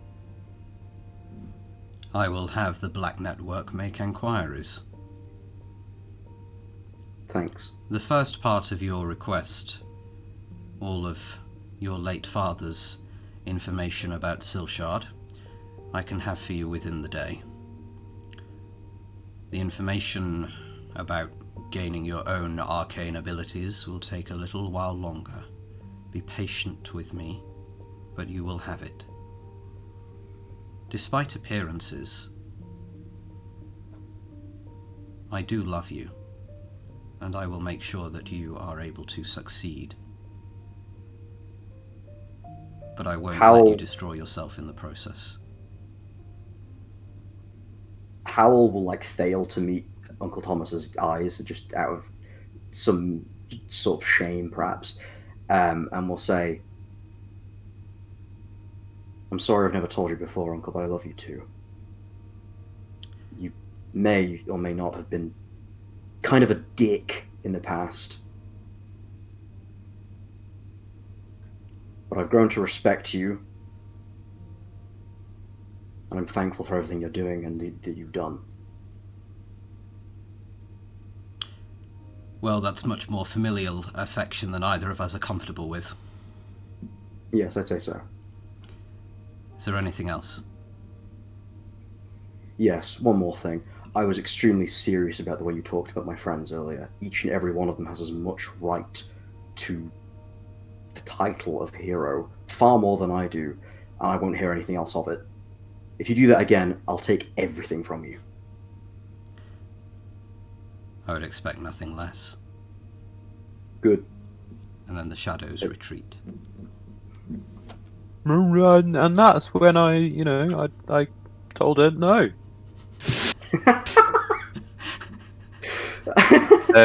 Anyway, she wouldn't give me the recipe, so I just had to make it on my own. How will just turn to Jima. What recipe? I think it was before your time. It was a recipe from sort of my mother's recipe, but not really my mother's. It's a long story. Were you not listening? No. Cassius's eyes are flitting between good. Howl and Thomas, and Cassius says, maybe Thomas and I should begin our enquiries.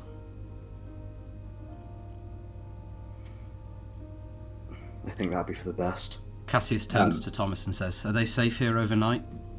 Thomas says, oh yes, nothing's been heard of Artemis for some years. I'm sure he won't be returning tonight. That's what we in the business call foreshadowing. Hal's just going to sink lower into the armchair again and kind of begin erratically tapping his foot. Cassius turns to... Go on. Can I join in the beat and start like drumming with the baguettes, but like on my leg? Yep. Hal does not react at all. Playing the spoons, come on. Yeah. Thomas turns and nods at Cassius. Cassius Starts coming along. Nods at Thomas, and black shadows envelop them both as they kind of both collectively turn and walk into a shadow, and they disappear.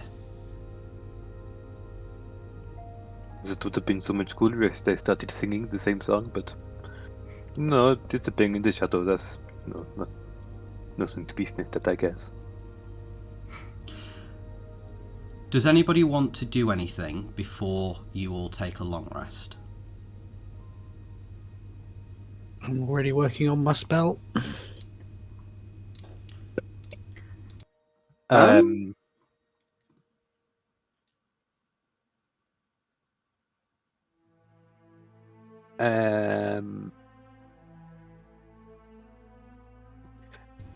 the way, if Volvic Water would like to sponsor this stream and send me free like bottles of water, I would be open to that business negotiation. Yes. I'll also say if Coca-Cola want to sponsor us. If McVitie's want to sponsor us. No, they notoriously don't sponsor streams. I've got lockets, like I was gonna say like Strepsils, but I think I didn't use that sponsorship. If the company that manufactures my inhalers wants to sponsor us, so I think it's like Strepsils but cheap. I think we're gonna go with Génie, and then we'll take the long rest. I was going to say Génie. During the long rest, Genie's going to attune to his ring of spell storing. Okay. And put a couple of spells into it before we sleep. The other thing I wanted to check, he's got a lot of pieces of a thing that I've forgotten what it's called. Talisman of Pure Good. Ah, yes. Can I investigate how to go about fixing this? You could make an Arcana check. Oh, okay. 12. You have no earthly idea. Okay. But you suspect that someone who was more informed about magic might. Okay. I'm going to see that they're quite busy, by the look of things, and not ask them tonight, but maybe pray about it to old Sheila. Mm-hmm. See if I get any answers. Do you want to use Divine Intervention? Yeah, that'd be a grand idea. I'd forgotten about that. How do I do that? Is that a once a thing? So you need to roll a D100. Oh, I've got one of those. And I don't know if you have it. You're a 9th level cleric. I think it might be a slightly higher level thing. I feel like it's 11th, but don't quote me on that. Oh, yeah, I might not have it. Is it a spell? In these trying times, I think prayer is a very good answer. To it's a very good thing to do. It is good for you. So I will let you pray about it. You need to roll a D100, and you have an actual D100, of course you do. So quickly. I have my D100 and my D2 next to each other. The two extremes. If you could roll for me, please, a D100, and you need to roll less than your level for this to work. My cleric or combined? Your cleric level. So less than a 9? Yes. 9 or less for this to work. Here comes the 1, come on. That could legitimately be a 9. What do you mean could legitimately be a 9? Go on, show us on the webcam, Alistair. Well, the issue with a D100... Yeah, the issue with the D100 is you can't read the bloody things. Okay, I'm going to get a D4 and try and balance it on top. Okay, just to if see. you can balance it on the 9, we'll take the 9. That is a 9. Okay. It's legitimately a 9. Truly blessed. You pull out a small set of beads that you use to aid your prayer. Yeah. These beads are formed into small bits of garlic. They look like small kind of bulbs of garlic. And at the end of this ring of garlic, there is a single baguette, and that's so you've got kind of the ring of garlic and the baguette at the bottom. As you begin praying through the ring of garlic, you're praying about how do I put the talisman of good, pure good, back together. You receive the answer from your deity, quite clearly in your mind. An image of a person.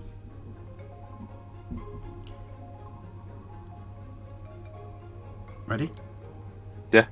This person is an elven woman with long blonde hair,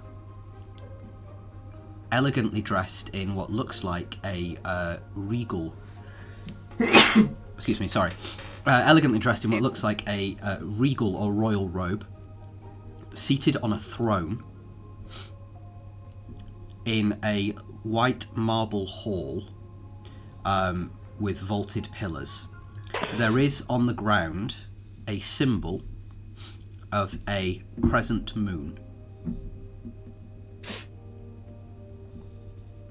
and a tree. And the crescent moon kind of in front of the tree. If I can read these notes back in the future, that is as much good as me rolling a 9. You do also have a recording that you can look back on. Yeah. Of course. You can make in this moment, if you wish, you can make a history check to see if you recognise the symbol.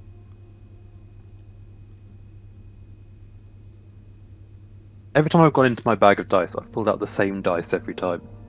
I've now got a new one. I'm going to go back to the old dice. That's an 8. You don't recognise this symbol, aside from you think it is Elvish. Elvish. Crescent moon and tree. Yes. Yeah. Okay. I'm gonna draw the symbol. Mm-hmm. Yep. And make note of it. Okay. Is everyone else still awake at this point, or no? Yes. Is the elven person of the party still awake? Yeah. Yeah. In that case, I'd go and ask Oriana if they knew what the symbol was. Does Oriana know what the symbol is? You do, without needing to make a check. This is a symbol of the island of Evermeet. Ooh. There you go. Thank you. Does Génie explain any more than that? I probably would explain that I have prayed to my patron about putting together the talisman of pure good, and I have seen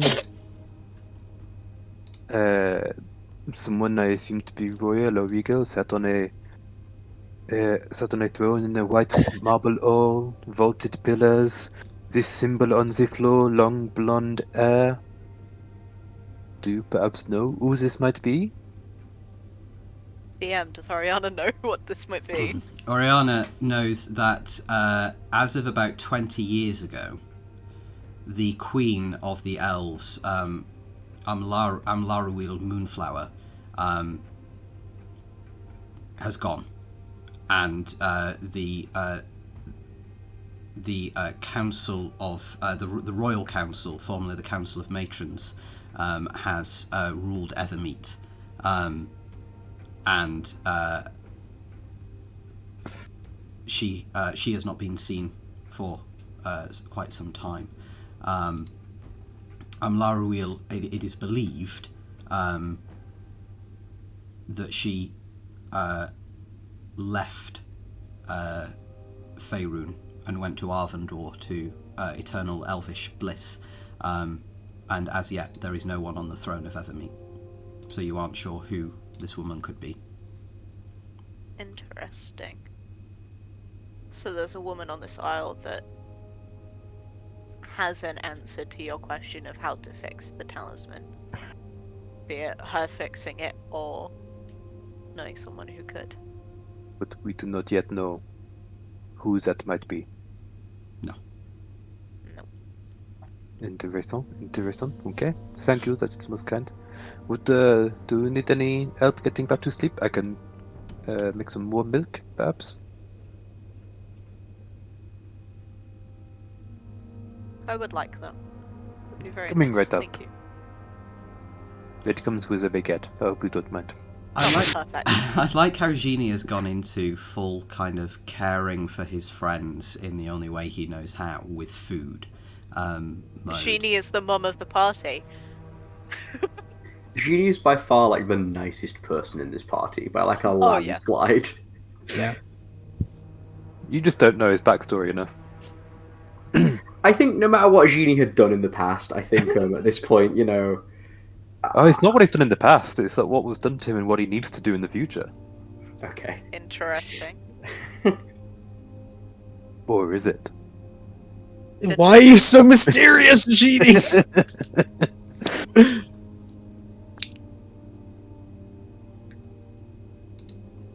Okay, you all take a long rest. Yes. With I the was just exception reading of- the. Oh, I yeah. was reading the stream elements description. It needs Really updating. just adds It more, really yeah. does now. You all gain the full benefits of a long rest, except for Alec, who gains 1 level of exhaustion and recovers no spell slots or hit points. Is Fine. there something that I can do to help with that in terms of a spell I can cast or something? Lesser restoration removes a level of exhaustion, I believe. Okay. I assume at some point he probably would have told me about this. About the wildly unethical experiment I'm going to run on my friend. Yes, I Yeah. probably would have told you. Can end either one disease or condition. Condition can be blinded, paralyzed, deafened, or poisoned. I'll leave it up to you, Mr. Dungeon of Masters. Sorry, did that Awesome. include the word exhausted? No. Okay, it must be greater restoration then. I think it is greater restoration. Okay. I if I have it, I might do that on you before you start casting spells, because I think it gives you disadvantage. Only gives him, it gives him disadvantage on ability checks. I just need to not try and use my brain at all during the next Okay. 24 hours. It's one of the ones I will prepare overnight. Okay, in which case, yeah, you can have it the next morning, so you can cast greater restoration, and Alec can no longer be exhausted. Yeah. You still don't regain anything, but you, Génie, when he wakes up, Génie sees that you have not been asleep all night, and you've been working on this for Howl. Génie goes into the kitchen of this home and raids its cupboards and brings you a cup of very, very good coffee. And that is the greater restoration. I just, because I can't like burn my mouth, I just down the whole thing. Yeah. Ugh. Well, it's almost a night of sleep. Now, I think this will work. I was hoping to actually test this out on something less serious than this before I used it, but So you now have this spell, which can do 2 things. 1, it can allow you to access people's memories. It can allow you to access people's memories with them, like, you know, kind of recreating it in their mind in such a way that you can see it and you can communicate with the person whose memories you are entering. And 1, help them piece together things that are wrong and things that are missing. Or 2, convince them that what they're seeing is wrong and get them to construct an alternate memory. At what point does this just become the modify memory spell? Because it's not that high a level, and Alec has constructed it. It's I did give it a name. Alec's mind meld. what? It was. Alex Great Gaslight.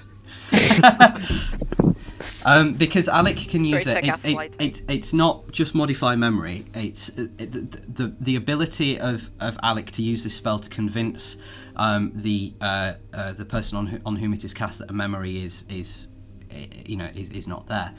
Does not modify their memory forever. It just modifies the surface level of it, sort of thing. So, Alec, you now know that it could be possible that if Alec is reminded of the truth, the real memory could start to break through, should you choose to cast this spell as it is. Yes. And you would also know that conversely, the more that Oriana learns about what really happened with Sam, the easier it will be to reconstruct her memories in such a way that might give you a bit more answers about what happened that day. Yes. Well, I feel like if I can't really explain to Hal why I need to do a magic on him. So You will need to if you are to modify his memories, because you communicate with the individual. yes. Do I need to explain to him what I'm going to do? You don't need to.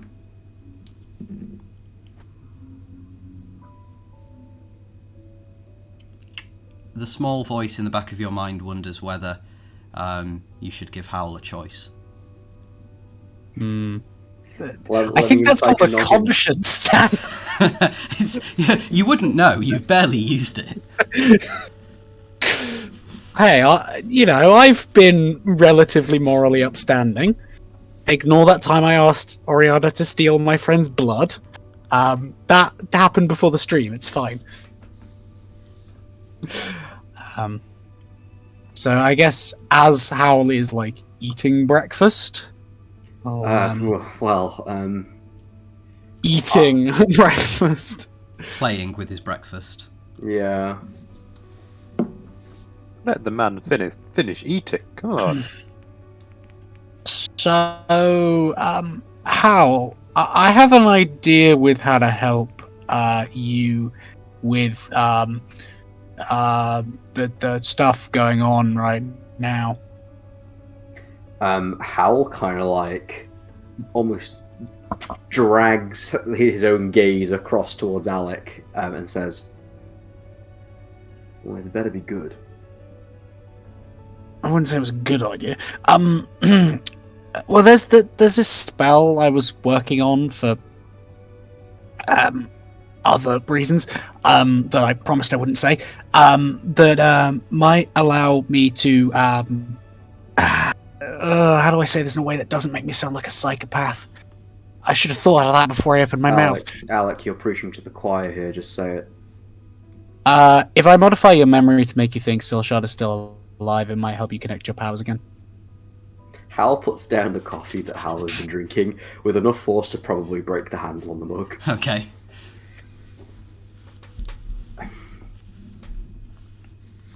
Modify it how? Just to pretend that never happened? Pretty much. Well, Dan, can I modify it in such a way that Howl knows that Silcharde isn't here, but thinks he is still like alive and out there? Like, would that still work, or do I have to fully convince Howl that the whole disintegration thing never happened? Howl needs to believe that Silcharde is alive. And you would need to counteract what Howl saw. So either create a memory in which Silcharde returns, or remove that memory. Or plaster it over anyway. I'll explain that to Howl. I mean, initially I was thinking try and be subtle about it, have Silcharde still like disappear, but then you can still hear their voice in your head. But I mean, even that's up to you. That's some dark shit. Yeah. And you know it is, because Howell said that. Yeah.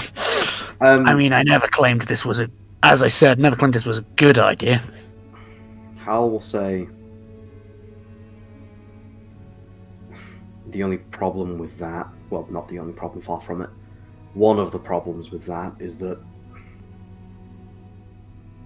I do think Silcharde's still out there. I don't think they're already gone. When it happened, I mean, you saw me bash my head on a nearby table. I wasn't just doing that out of grief, I was trying to knock myself out so that I could use the Dream of the Blue Veil. I wanted to look with the last of the energy I had and the last of the magic that I had into the closed room where Silcharde was locked away until, I changed the nature of our contract. It was hard to see because I think all of my powers were leaving me at the time, but I did catch a glimpse of something in that room. That room was a prison for specifically Silcharde, and Gleipnir was the key. I don't have the keys anymore. I know that Silcharde's probably still out there. Silcharde's one of the toughest things I've ever encountered. They damn near convinced me to do terrible things back in the day, and together we became better people. The problem with what you're saying is I already believe Silcharde's still out there. I just think they're out of reach, and I think they're suffering. I worked incredibly hard to get them out of that room. We worked incredibly hard to get them out of that room. Whatever it is you're trying, I don't think convincing me that they're still alive in a conventional sense will help, because I don't think Silcharde needs to be alive in a conventional sense. I need the keys back. Well, doors often have more than one set of keys. Hal will kind of scoff at that and say, yeah, I don't think that's going to be the case with this. You saw what happened with Gleipnir, I don't have it anymore. I was actually going to ask you about that and think, well, if anyone could help me reforge something, it wouldn't be Gleipnir, but maybe something of a similar potency, and rebind it to myself, then maybe I could use that to physically go back. I've crawled out of the abyss from when I died before. I don't see why I couldn't crawl back down. Gleipnir is a key, and it fits a lock, and if we have a lock, we can create a key. We just need to be able to make a powerful enough magic item that does the thing. Do I reckon that, I could, in theory, create a magic item that would fulfill the same purpose as Gleipnir? Make an Arcana check. Disadvantage goes... Oh no, you've had the coffee. I had fucking strong coffee. One good coffee. Yeah, There was a baguette with it. I like a biscotti. Came with a little biscuit at the side, So that's only a 25. Only a 25. I love being high enough level to be able to say that. With only a 25. Is it a case of I reckon it could be done, but have no idea how?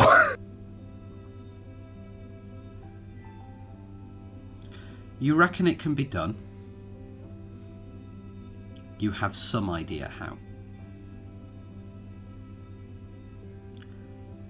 Quite possibly with the knowledge that was achieved in the lifetime of a lich more powerful than yourself.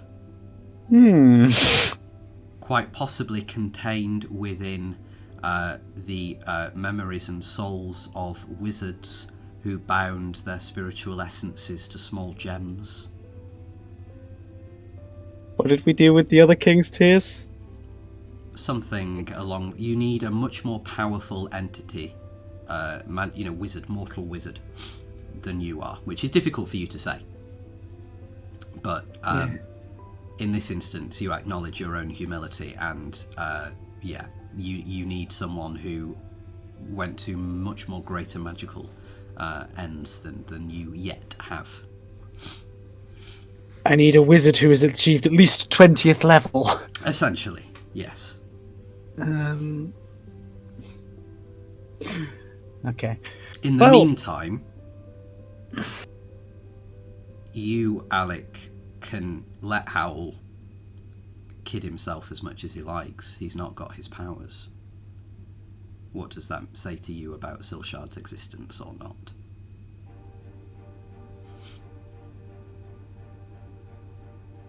I mean, creating a new weapon of that power level is technically possible. I don't know how, and I'm only vaguely aware of the kind of people who would know how. But when you tried to use Dream of the Blue Veil to reach Silcharde,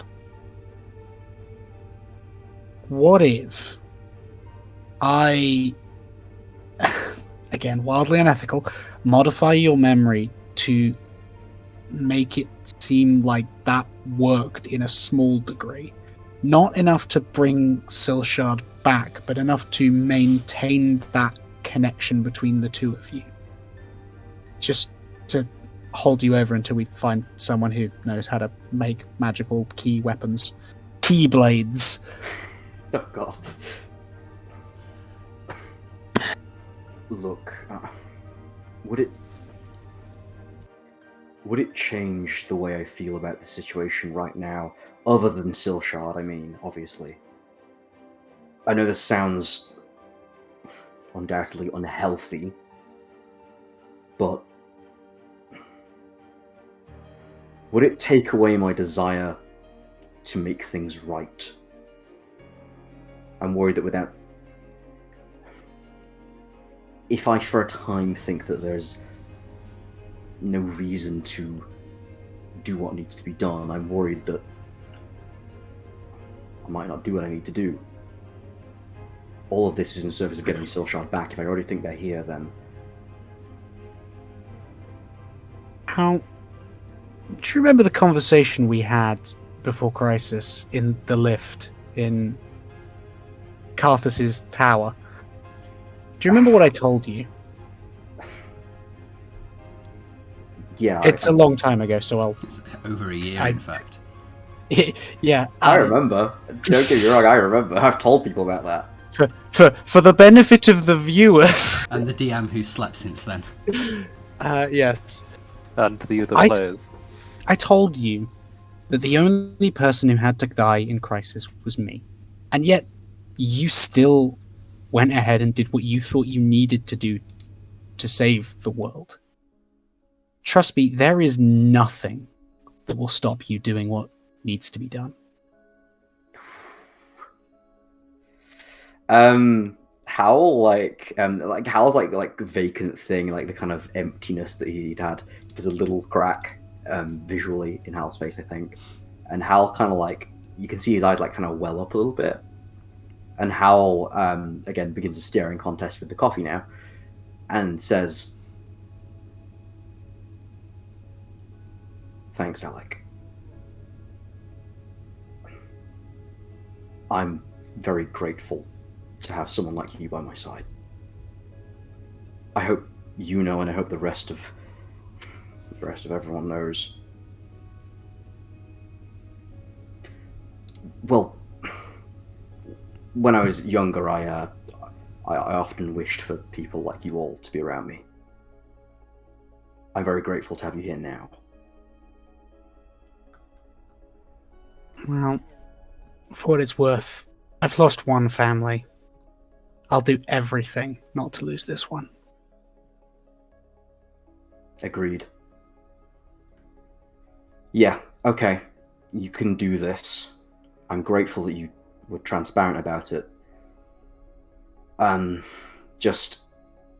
hear what you're saying, but if I seem like I'm losing drive, or that I'm not acting like myself, be that for better or worse, do something about it.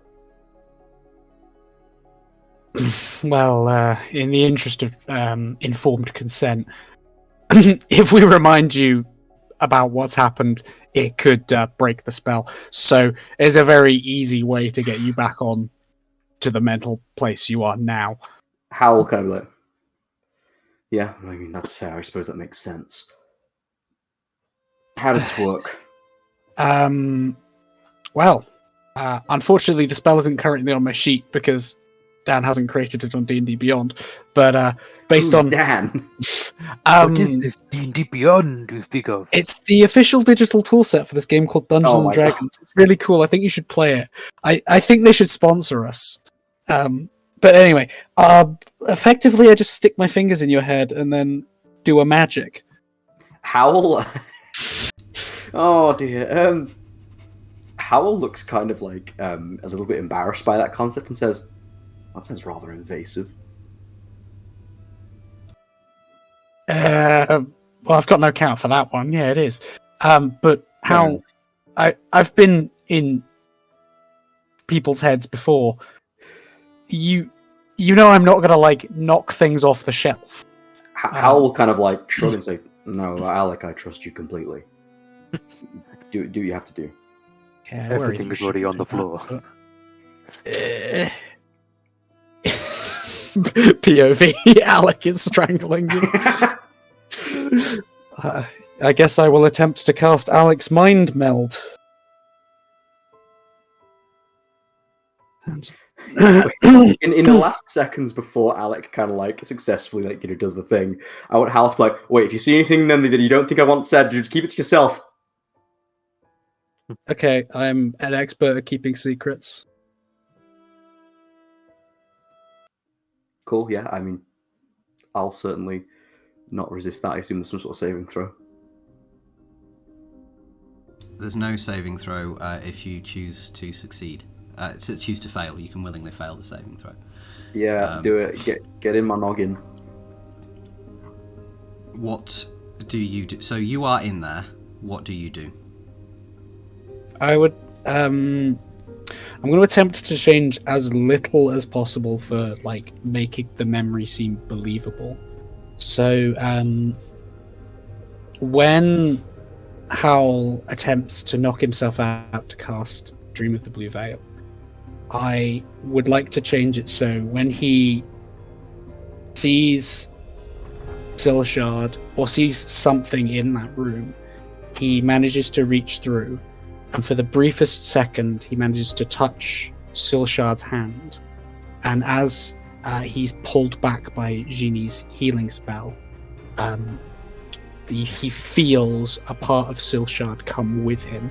Not enough to like fully bring Silcharde back into this world, but just enough that he can like feel a connection between the two of them still.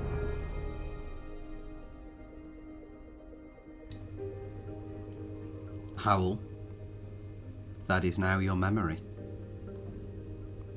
And as Alec's power comes back from your mind and as Alec's hands move away from your face, that is what you believe.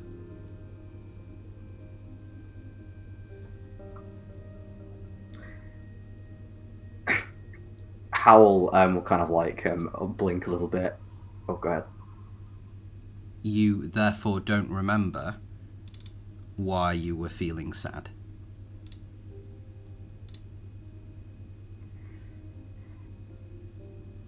Okay. Does the spell, like, or the process of the spell end? Yes. Cool. Are Alec's hands still kind of like this? Like near? He's just bringing them back. Hal kind of like blink and be like, What were you just doing? Is there something in my hair? Yeah, sure. Okay. You look so serious. Is everything... Is there something on my face, or... I'm just tired. I didn't sleep very well. Or at all. Hal will get up as if to move away the remains of his breakfast or whatever. Trying to keep this place somewhat tidy. And we'll say, well, make sure you're getting some rest at least. I wouldn't want anything bad to happen to you or for you to be feeling unwell. So. Nah, me neither. Where are the others? I mean, we have things to be getting on with, right? I'd rather not spend too much time in this. Well, it's a nice house, to be fair, but hey, I mean, I'd rather get back to fixing up the lamp, you know? Yeah. Yeah. Hmm. Where is everyone else? Seriously. Oriana walks in, having just woken up. Génie comes out of the kitchen with a fresh pot of coffee and more baguettes. Oh, I love It's baguettes. very easy to make breakfast when you do not have to bake anything. I can make some crepes if you would like. Any crepes? Chocolate, banana, banoffee, I'm just gonna garlic. Can I'll I take the garlic one. can I borrow you in the kitchen for a second, Génie? Oui, monsieur, come on, Sue. You can let me make the crepes. You Uh, can mash the garlic for me. Oh, I've figured out that garlic hack people use to like mince it really good, where you slam the nut. Anyway, once we're out of earshot, Yeah. So for just it might. Okay, I did a wildly unethical. I keep saying it like that, but magical experiment on Hal that may have helped to give him his powers back. But unfortunately, that resulted in me having to convince him that Silcharde might not be dead. So just don't mention that, because that will break the illusion. Don't mention what. And I hand you a bulb of garlic. Okay, Génie, I don't get if the trouble with how mysterious you are generally is that I don't get when you're being deliberately mysterious or that you didn't get the point. Can you nod Didn't get what or point? And I give you another bulb of garlic. What? Please, Génie, I do need a serious answer to this. You get a third bulb of garlic. I'll Okay, wink this time as well. Okay, thank you. You could have winked the first time. That would have been anyway. I'll help him mince the garlic. I love the idea of Artemis, this like crazy assassin who's not been seen, coming back to their house or something, and then be like, "Where's all my garlic gone? Why do I have no garlic?" Hey, no, this is my own garlic. Oh, okay, fair enough. Ever since I received letters from my brother Génie in Barovia about vampires, he's always carried at least 5 bulbs of garlic. Well, It's like grenades on a it's belt. good to know like- you're down to Yeah. 2. And also, he's because he's French, he's wearing that onion necklace. Well, yeah, obviously. What's Okay, Oriana doing? once I Waiting for her garlic crap. Probably would have plopped herself down. Still like fussing over King slightly. But she'd be just getting herself a coffee. Mm-hmm. So you're sat with Howl. Howl? Anything? Hal is probably happily drinking a second coffee. I think maybe Hal will turn to call out to everyone in the room and say, "Right, so I mean, what's the first port of call then? We probably need to work out who is entirely responsible for destroying our home, right?" I think the first protocol is breakfast. I've just finished mine. I've not had mine yet. I don't need to eat. Well, I mean, I technically don't need to eat either, but it's nice. Génie, it sounds like you want to eat your breakfast. You can eat your breakfast. but okay, fine. I will eat my breakfast. You two go off and gallivant around the city. See what you can find out. There is... Well, Go on. we're on the run. We probably shouldn't be gallivanting. Well, I it's- mean, Okay, hoods up, maybe. We should go get haircuts. That's what people do on the run. you How- I mean, Also- I could like- just change colour. I'm the most conspicuous man, not even alive. I gesture to gemstone eyes. I don't think a haircut's going to do much. Maybe if I get sunglasses. Have sunglasses been invented? As you are having this discussion, and Alec, you make that joke, you all look over to Howl subconsciously at first, and you see Howl laughing at the joke that Alec makes. And this is such a contrast to the Howl that you saw last night, the Howl that you heard talk about wanting to utterly destroy Ranulph Ilvaster. This is a Howl with hope. This is a Howl that is happy. This is a Howl that is enjoying his friend's company. He's always done that, but last night seemed to be he cared more about vengeance than anything else. This is a Howl that knows what happiness looks like. And for a moment, just for a moment, you wonder if you've made a mistake. And that's where we're going to end for tonight. I guess all's well that owl's well. He's going to absolutely break when he finds out. All I'm saying, just keep Howl this way. He's better now. You know the fun when you defeat a boss in Dark Souls, but it's like depression cured. Alec has invented magical Xanax. Yeah, he's better now.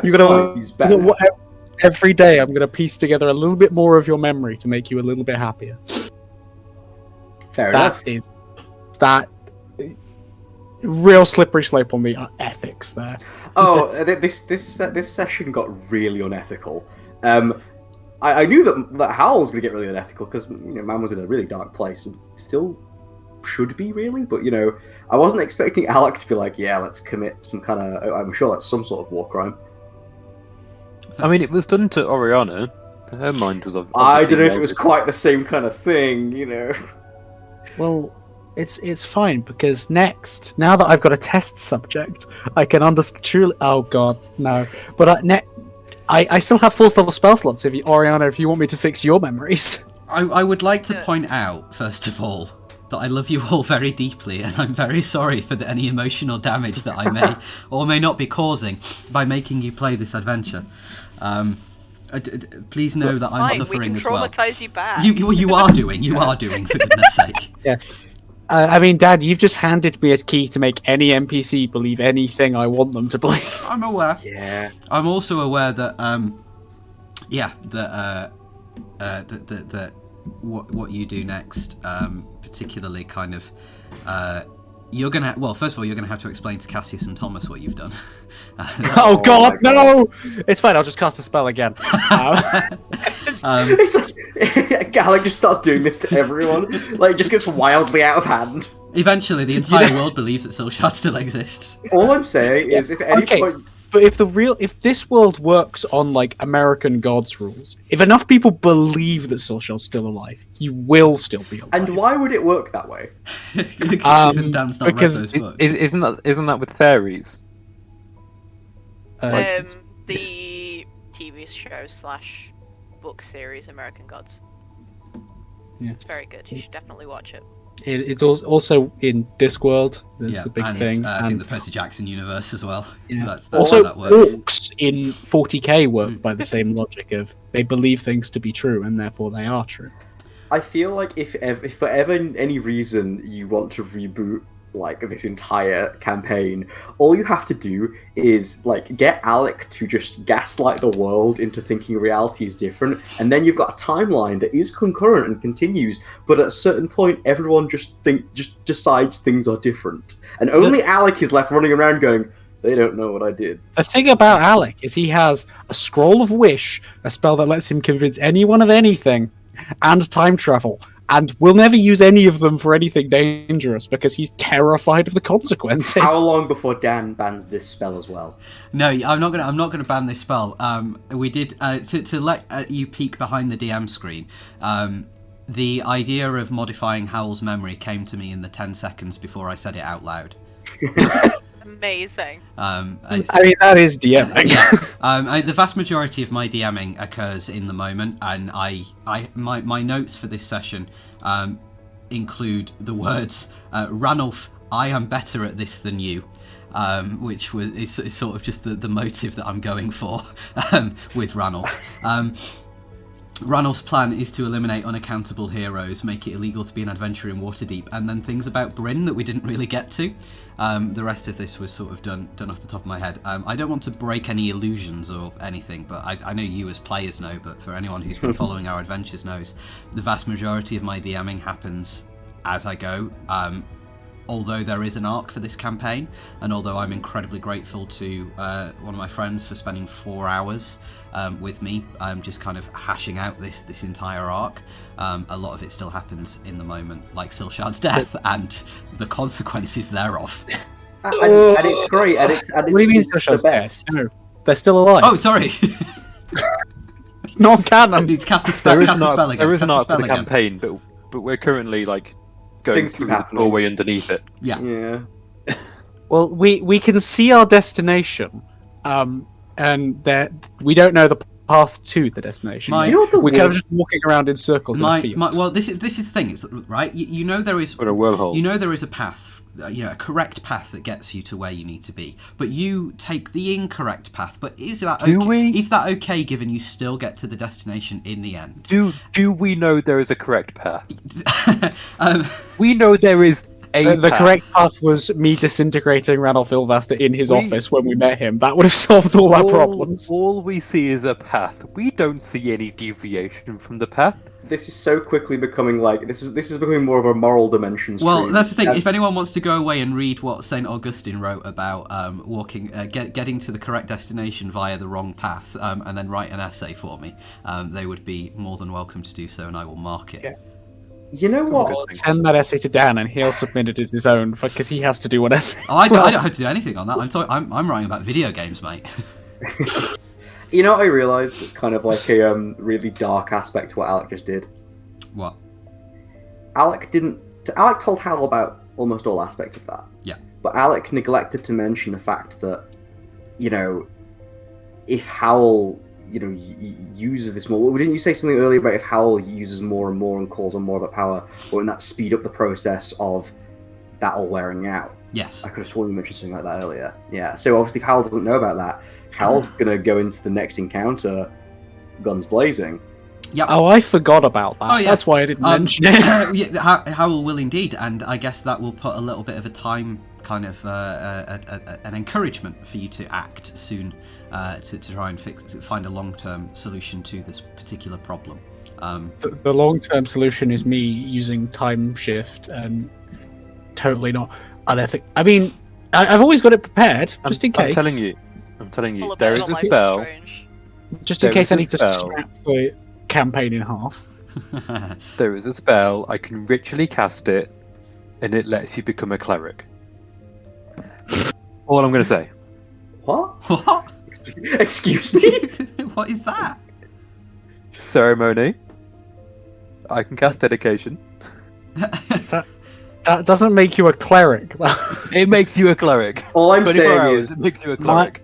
My favorite point about ceremonies, I'm pretty sure the married one does not prohibit, there's no upper limit on the number of creatures that can be married yeah, to that's each other. true. You can have like a crazy, so many way marriage and get like a gajillion AC or something silly from it. I thought it says the between one- two creatures.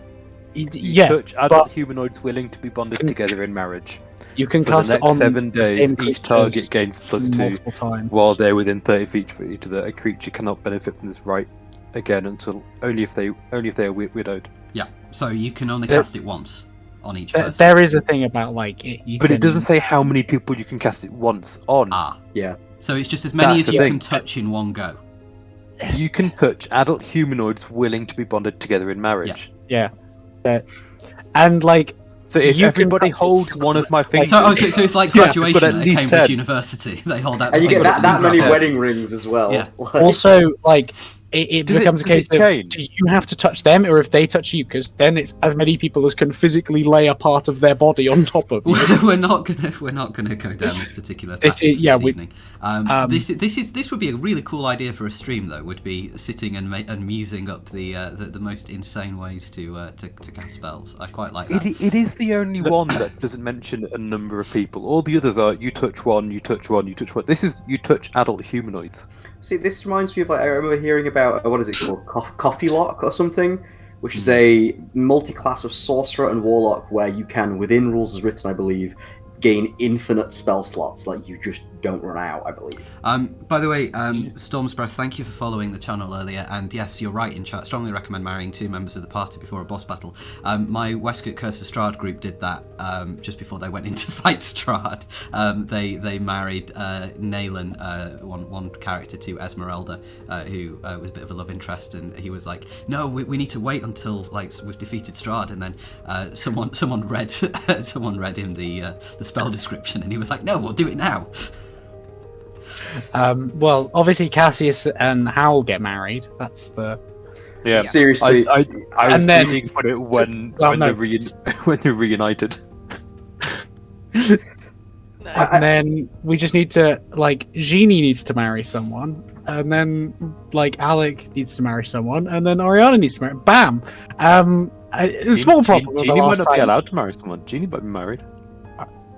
Maybe we just need to. Okay, we bring Sam back. Oh my gosh, okay. Before we go too Real. far down that particular rabbit hole, I think we should all take a long rest in real life.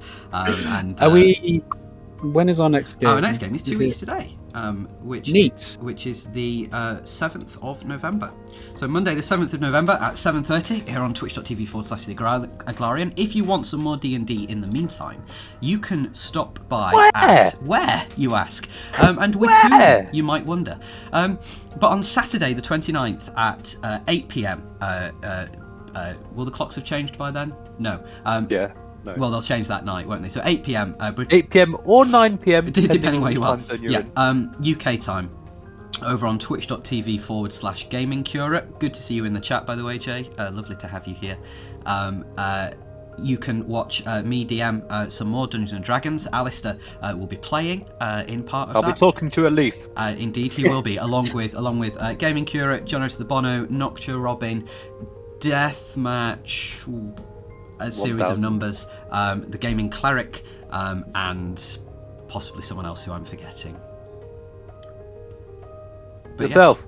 yeah. And me, I'm there. But yes, do stop by for that. You can see the first half of that game, I think, on Gaming Curate's channel as a VOD, and you will be able to catch the second half of that game on Saturday, the 29th at 8 p.m. on twitch.tv/Gaming Curate. I will be back next Tuesday, the 1st of November, with the second half of Chaos Theory, Chapter 3 of Life is Strange 1. That will be pretty good fun, and there might be another stream or so in the meantime, because we are, as it stands, one extra stream away from being able to apply for affiliate. Just letting you know that. I need to technically timetable just go something. live? Well, we can, for, but we like- have to average 3 concurrent viewers and stream for a certain number of hours.